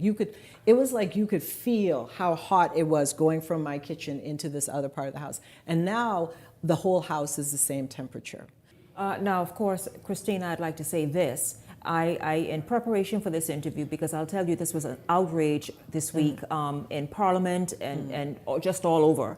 And so I spoke with many family and friends in the United States who said their power companies say, listen, it will be hotter this summer. That's right. And even in traditional areas, it'll be hotter. Your bills will go up. But if you do some smart things, you are not likely to experience that sharp spike that you're trying to avoid. So how can we here kind of implement many of these things? So let's start with the hotter. Let's verify that it was hotter, okay? Because I mean, I think when people say that, they may not have the data to back it up. So I went and got the data. Okay. So last June, we had the average temperature for us in June. That was just like if you looked at all the hours. our average temperature is baselined at 88 degrees. And last June, we had 9 days that were at or below the average. This June, we only had 2 days. Wow. That means that we had 7 days more this year than last year. So what does that mean? That means that 25% of the time, it was hotter than last year. That's huge for us, especially in a climate where we're relying on air conditioning or we're relying on cooling for either air conditioning, we're relying on cooling for the refrigerator. How many of us have a deep freezer and have boxes around our deep freezer? Well, our deep freezer can't breathe. Or we keep the deep freezer outside in the hottest part of the house. Or the deep freezer is not full. If the deep freezer is not full, it's not at its most efficient. So when you talk about what others are doing, you know, they may not have deep freezers, but here in the Bahamas, most of us have a deep freezer. Keeping that deep freezer debris free, make sure there's not things around it. Make sure that it's breathing properly, that air is being circulated through that. Making sure that it stays completely full. Because if the deep freezer is only 50% full, then it's only 50%. You're not getting the maximum value that you are out of your deep freezer. And that's also pulling that's the exactly extra right. current. So when you say, what can the average person do? Well, the average person can, when you leave home, either increase the temperature that for your air conditioning unit. Most of the time they recommend anywhere from 80 to 82 degrees. Don't leave your AC on if you're not home. Wait a minute, Sina, I don't know what you're saying, Chairman. The reason is people have said, and I know we always talk with people and they say, if you leave your air conditioning on, say around 80 degrees, 70s, high 70s throughout the day, you're good. You're not paying this exorbitant fees. No. Because I think the concept that people have, do you believe that if you want it to be cold in your house, it gets cooler quicker if you put your AC on 68 degrees? I sort of believe it. No.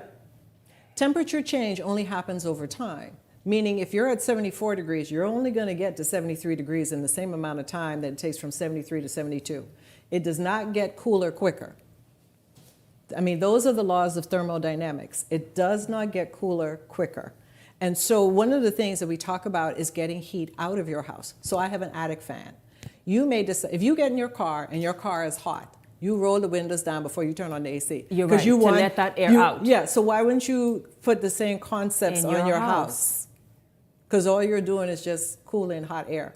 The other thing I do is I don't dry my clothes while I'm in there doing stuff, because the dryer is just putting hot air into my kitchen. So you're saying the dryer on, you're in there cooking in the kitchen. And then I got the AC on. And you got the AC on. Right. Again, you're pulling more and more. Exactly. So you must plan yes, you have when you're going to do plan. certain things. That's exactly right. And I do. Another example would be like a cake. Like we talked about it getting cooler quicker. If you're baking a cake, you're not going to put it in a 500-degree oven thinking, oh, it's going to cook faster. It wouldn't? No, it's going to burn. The outside will be burnt, the inside will be not cooked. Not cooked. Right. So you make decisions. You've planned for that. So what you do, you walk in, you set the temperature to 325, you know the cake going to take 50 minutes, and you're patient enough to wait for the cake to cook properly. The AC is no different. You come in, you put the AC on whatever temperature you want, not 68 degrees, but you put it on 72, and you let it get there. Another thing is we talk about is the deep freezer, but the other one is the hot water tank. The hot water heater. That's right. Yes. Okay. Now, what is the issue with that? So there's a few issues here. So one of the things is you are heating up all of this water just in case you want to take a shower. Yes. You're heating up 35, 45 gallons of water just in case you want to take a shower. Not just in time, but just in case I want. So a lot of people. So for all those hours in between, that's running. Yeah. And that's also a major pull. That's on the, right. That's exactly right. Because I hope you all are listening to this. There's an element in there. Because what the chairman is speaking about tonight, we all know everybody was vexed, from social media to parliament to everywhere else, talking about the fact that, oh my God, they promised lower bills this summer, and it's just the opposite. But are you listening? And I'm telling you this. I have it in my phone from several people from various parts of the United States. Arkansas, Texas, Florida, many, many places where their electricity supplier have said to them, here's what we're going to do. Did BPL do anything like this? So we have it on our website on conservation tips. Oh, it's on the website. Unfortunately, I don't think a lot of traffic actually No, we moves don't. to We don't go Baby to the Goat. website. No, ma'am. No, we don't. But let's be honest. I think we could have done a much better job getting the information out in a much more timely fashion. But when you're sitting here and you're looking at 25% hotter days or hotter time, that tells you right away that your energy costs are going to go up. So it's not. It's nothing you all are doing that have this bill higher. It's basic, again, consumption. It's consumption. what we and then our it's habits. Absolutely consumption. So for myself, when I look at the effective cost of energy, meaning what I paid last year compared to what I paid this year, my bill was down like 20%. And that was BPL's side. The rest of it was my side. Mm-hmm. So when I look at the 34.5%, and that's one thing that when you get your bill and you look at your bill, BPL actually has calculated for you. Hold it up so they can see for real you're looking at the bill, because I tell you, this is another thing. This is my bill. No, they ain't gonna zoom in. Just let them see it, right? You all see it, right? The reason is, look at chance being Tropsy foot coming real tight. But let me tell you about what's going on. Because people say, Jesus, do you need a master's degree to understand BPL's bill? So I think listen, we talk about this. We are electrical engineers. You were not invited when you were off getting your education. Yes, I can assure you were not inviting the engineering students to your party. No, we weren't. Okay. No. All right. So we speak a language that sometimes is difficult for others to understand, and so part of my challenge is making sure that you and I can have a constructive conversation without it seeming like I don't know what she said. So when I looked at the bill, one of the first things I do is there's a graph right there that says, here's your 12-month electricity consumption. I look at this every month. And what it tells me is I want to look at the ebb and flow of how I am doing, because I have initiated things in my house. My teenage daughter was here with her friends for a week, and the first thing I said was, hey, don't be up in here using up all my electricity while you're here. When you leave the room, turn off the light. When you're not in the room, turn off the air conditioning. And those are the habits that you have implemented in your household. That's don't exactly. leave lights Don't and, leave lights on. Whatnot. No, don't. And one of the things that I used to think this as well, and someone finally broke it down to me, is a lot of times people will leave a room and leave the ceiling fans on. And ceiling fans are actually an evaporative cooling, which means it makes your skin feel cooler. So if I'm not in the room, who is it making feel cooler? Zelda, my dog? I mean, she don't care. But it does move air for you. So you may say, well, I like it. I want to use it so that the air is circulating. Right. Yeah. So, but don't use it to say it's keeping me cooler if you're not even in the room. You know, so those are some of the things that you have to do. How about fans and you mentioned keeping the air conditioning vents clean, the vents of the refrigerator. How about fans and the blades of fans? Yes, because if the fan blade has dust on it, it's heavier, meaning that the motor is taking more energy to move those blades around. I mean, you're exactly right. So what we're talking about here is two things. We're talking about maintenance, and we're talking about energy consumption, and how your maintenance is a direct reflection on your energy consumption. And the other part that you keyed in on is planning. I plan to do certain things around my house. I don't do my laundry in the middle of a Saturday morning if I'm going to be in there cooking, because I don't want and it seems like the habit is like, well, it's Saturday morning. I want to cook and clean and everything. Yeah. One of the things I thought was so fascinating is Ontario Hydro had set up a time of use rate, and any energy after 11 p.m. was free. And so you had all of these elderly people washing their clothes at midnight because they wanted that cheaper energy. Now, I don't know if they still have the time of use rate, but it was interesting how people changed their habits in order to take advantage of a lower rate. Yeah. And so those are some of the things that I think are really important. Can you explain this thing that also is a concern and also confusion for Bahamians, the fuel surcharge? Right. That's been a confusing thing that we don't understand. Again, we're not engineers, we're just simple everyday people. People are saying they are paying triple the amount of fuel surcharge versus the bill. So the fuel surcharge is a pass-through to the consumer. So it's what BPL has to pay for fuel. And so you will see that change. But right now, remember, we came up from the ministry that says the fuel surcharge is stable right now until October, when we know that the LNG is going to be coming online.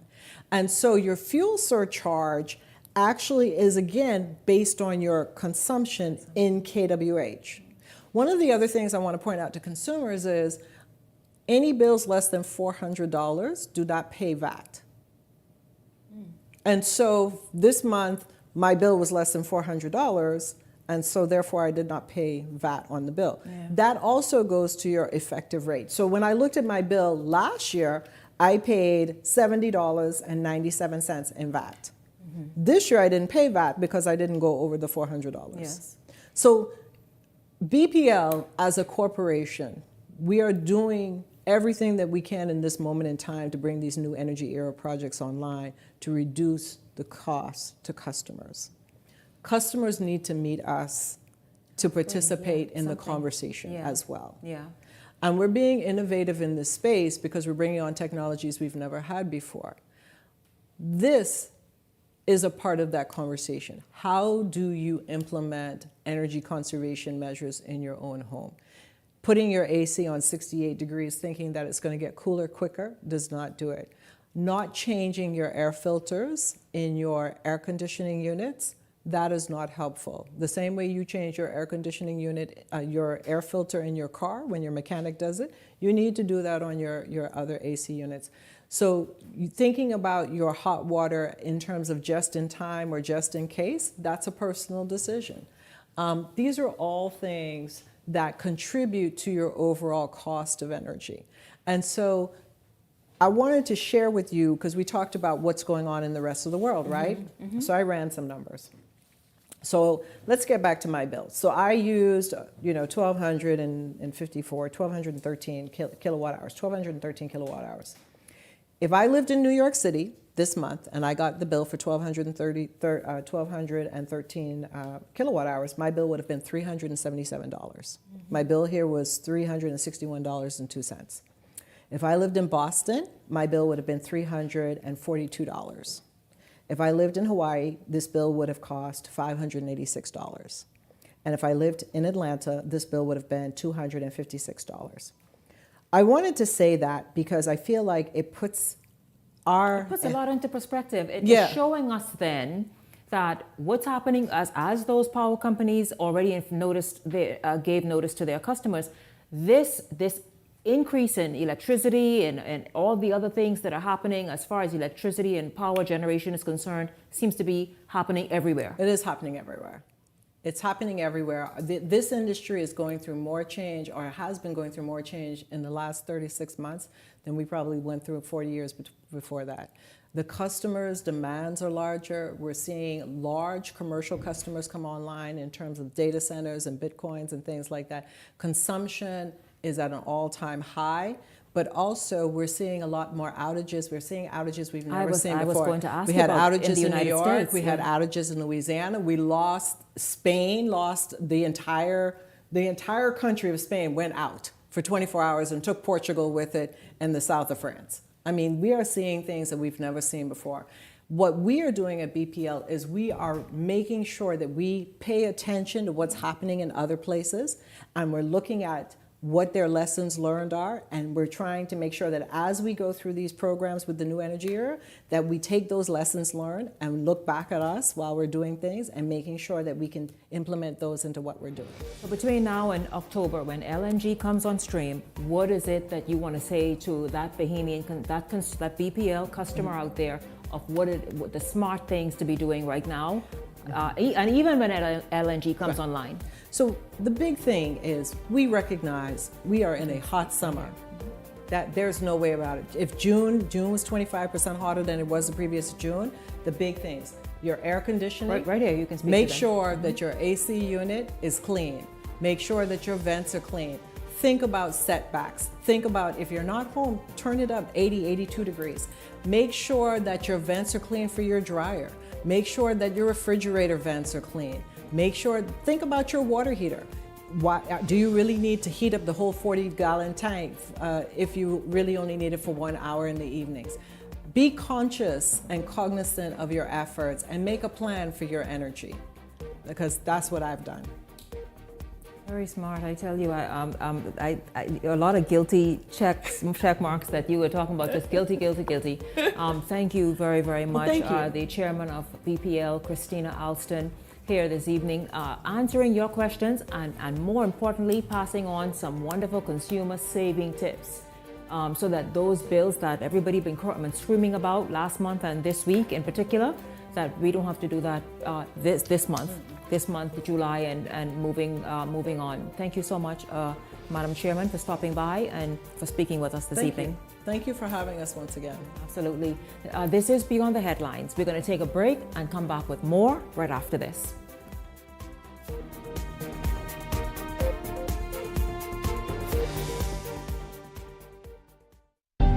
Cancer Treatment Centers of America is now City of Hope, creating one of the leading cancer care and research networks from coast to coast, providing more of what you need. More locations means more care closer to home. More specialists means more expertise. More research means more breakthroughs. More advancements means more treatment options. And more options means more hope. Call now to get more of the care you need. Welcome to Blissful Escapes, where luxury meets affordability.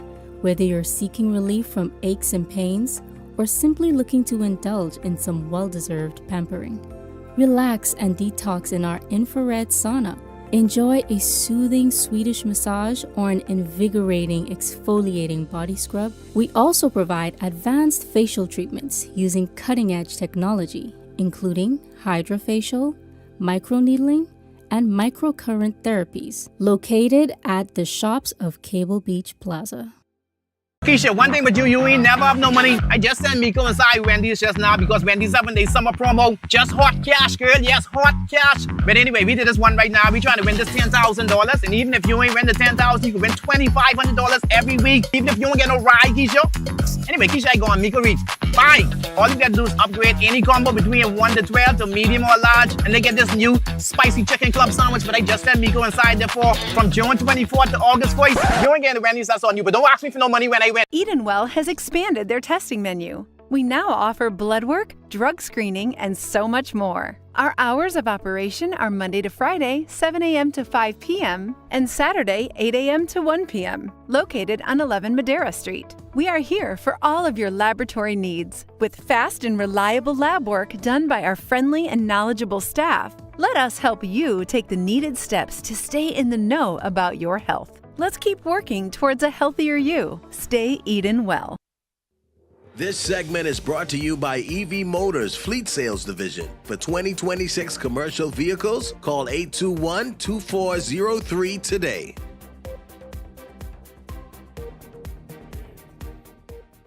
Welcome back to Beyond the Headlines. By the way, of course, you know this is a beautiful time to come on board the Beyond the Headlines team and have your business exposed, arrange an interview, and certainly reach a wide audience, an audience all around the country and beyond. Join our wonderful team. We look forward to welcoming you. Reach out to the sales and marketing department and come on board, particularly in this election season. Let's be a wonderful, great, and establish a great relationship. Why don't we? Now, I'll tell you this. I had this is to be week in review and to talk about some things that happened today and, of course, this week. But I have to put a pin right there because Chance just walked in.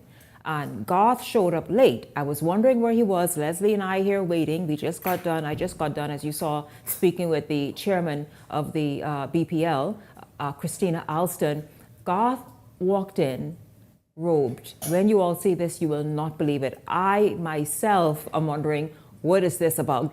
So let's just jump right in. Let me understand what's going on here because I did not tell, none of us decided we were going to dress in costumes today. So let's just go about it now. Welcome to Beyond the Headlines. Beyond the Headlines contributors, Leslie Miller, Garth Rosborough. Gentlemen, good evening to both of you. Good evening. Good night, Shanique Miller. It's good to be here once again. Thank you. Good evening, Bahamas. It's good to have you both here. Leslie, I have to go straight to Garth because I want to know, Garth is in a full regaled graduation gown, cap, I don't see the tassels, but all that stuff, everything that happens at graduation. Garth, what's happening this evening? What's happening, Shanique, is I had a very long day yesterday. I actually finished my day at 3 a.m. in the morning. My day today started at 6 a.m. and I've been on the road ever since. But it reminded me of when I was in school. While working last night, I got a communication. Some names were mentioned that we are the type of people in media, and talking to most media people who are presently in the government service at this time, as well as people who are now on standby in media, not involved in government service, that these are the type of people that are all, I use the word all, singing for their supper. And your name was among the My names name called? was amongst those names. So I just wanted them to know who I am, and I do believe I can sing very well, but last time I checked, Shanique Miller, I prepared myself for a banquet. So wait, if I am understanding correctly, Garth, you were saying that you were made privy to information that in this election season, this is it, right? The silly season. The silly season. Yes. That you, among others, Yes. are singing for your supper or are somehow doing the government's bidding? Yes. Leslie Miller and people like yourself, we're all singing for our supper because... Oh, they call my name? Well, you know, you are right down on that list somewhere that they're going to now mention that you're singing for your supper, that y'all are biased, that y'all are not fair. And so I just have to let people know that we're talking about supper for those people who know me. A man who works till 3 o'clock in the morning and starts at 6 o'clock, you already know I have my own supper.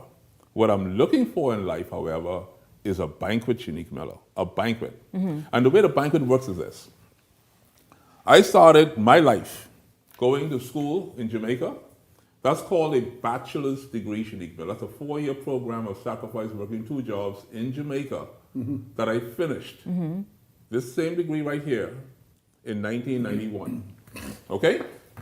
This one here is a master's degree in divinity. It's 132 graduate credit hours with my name on it. That's actually 2 years of graduate studies, full studies, working 5 jobs and graduating at the same time. My days consisted, Shanique Miller, of only 3 to 4 hours sleep a night. My church was 4 hours away. I would leave for church 4 o'clock in the morning to get there for 8 o'clock and do not return home until 4 o'clock the next morning. And guess what? I had to go to work at 10 o'clock in the morning and cut grass from 10 a.m. until 10 p.m.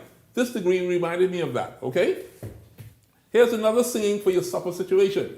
I went to Atlanta, DeVry University, Keller Graduate School of Management. This one is called a master's degree in human resources management. I worked 2 jobs while earning this degree. I don't think I was singing for my supper when everyone else was partying and having a good time. Garth Maynard Roseborough was right here, working. 3.60 GPA. Right here working 2 jobs, okay?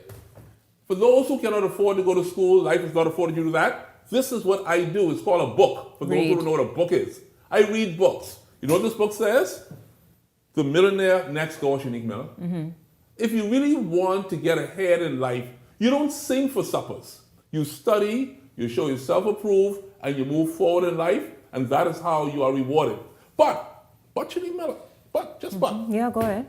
If you thought I only did school, I did community service while I was in school, and I helped young boys who were challenged, taken them to Comiskey Park to watch Chicago Cubs games while I was in school with my little $5 and $10, okay? That's what I did while I was in school. See, I don't want to talk about what I do when I sing, but since you think I want to sing for a meal, guess what I got? This is called a fork. Utensils. This is called a fork. This is called a knife. This is called a tablespoon, and this is a teaspoon. Let me say something to you. When the supper arrives, I have prepared myself for the banquet. I prepared myself for any banquet. PLP, F&M, COI, bring the meal. And let me leave this with you, Shanique Miller, tonight. Thou preparest the table before me in the presence of my enemies, in my haters. Thou anointest me with oil, not water, because water, you can wash that off. With oil, it takes a little longer to come off, eh? With oil and mica. And everyone who knows me in the Bahamas knows one thing with me, I don't have to sing for my supper. I came in with 10 cents in my pocket, and look at me now, okay? anoints my head with oil, my cup runneth over, and surely goodness and mercy, Shanique Miller, will follow me. If you're following me, that means I am a leader. Wow. All the days of my life. yeah. And my only ambition in life is not another house, not another boat, not another truck, not another car. I ain't worried with you in your broke down roads. I got a Jeep Wrangler. I can handle that. I can take care of me. Beekeeping until 3 o'clock in the morning, farming, fishing, whatever it is. I'm available for the service of people like Shanique Miller is, like Leslie Miller is, like everybody who's put themselves here to speak to you, to encourage you, to be a better person and a better country. And all you could say is we singing for our supper. Well, let me sing on, my brother, because I'm ready to eat. Listen, Leslie, you have a response to that because, you know, it may be a bit funny and bring a smile to your face, but it's really nothing funny about it. And Chance, I know tonight's show took a different turn. We will get in what we can get in, and then we will move on to the last thing in the third segment to lighten up the mood this evening. But Leslie, you have something just very quickly to add to that?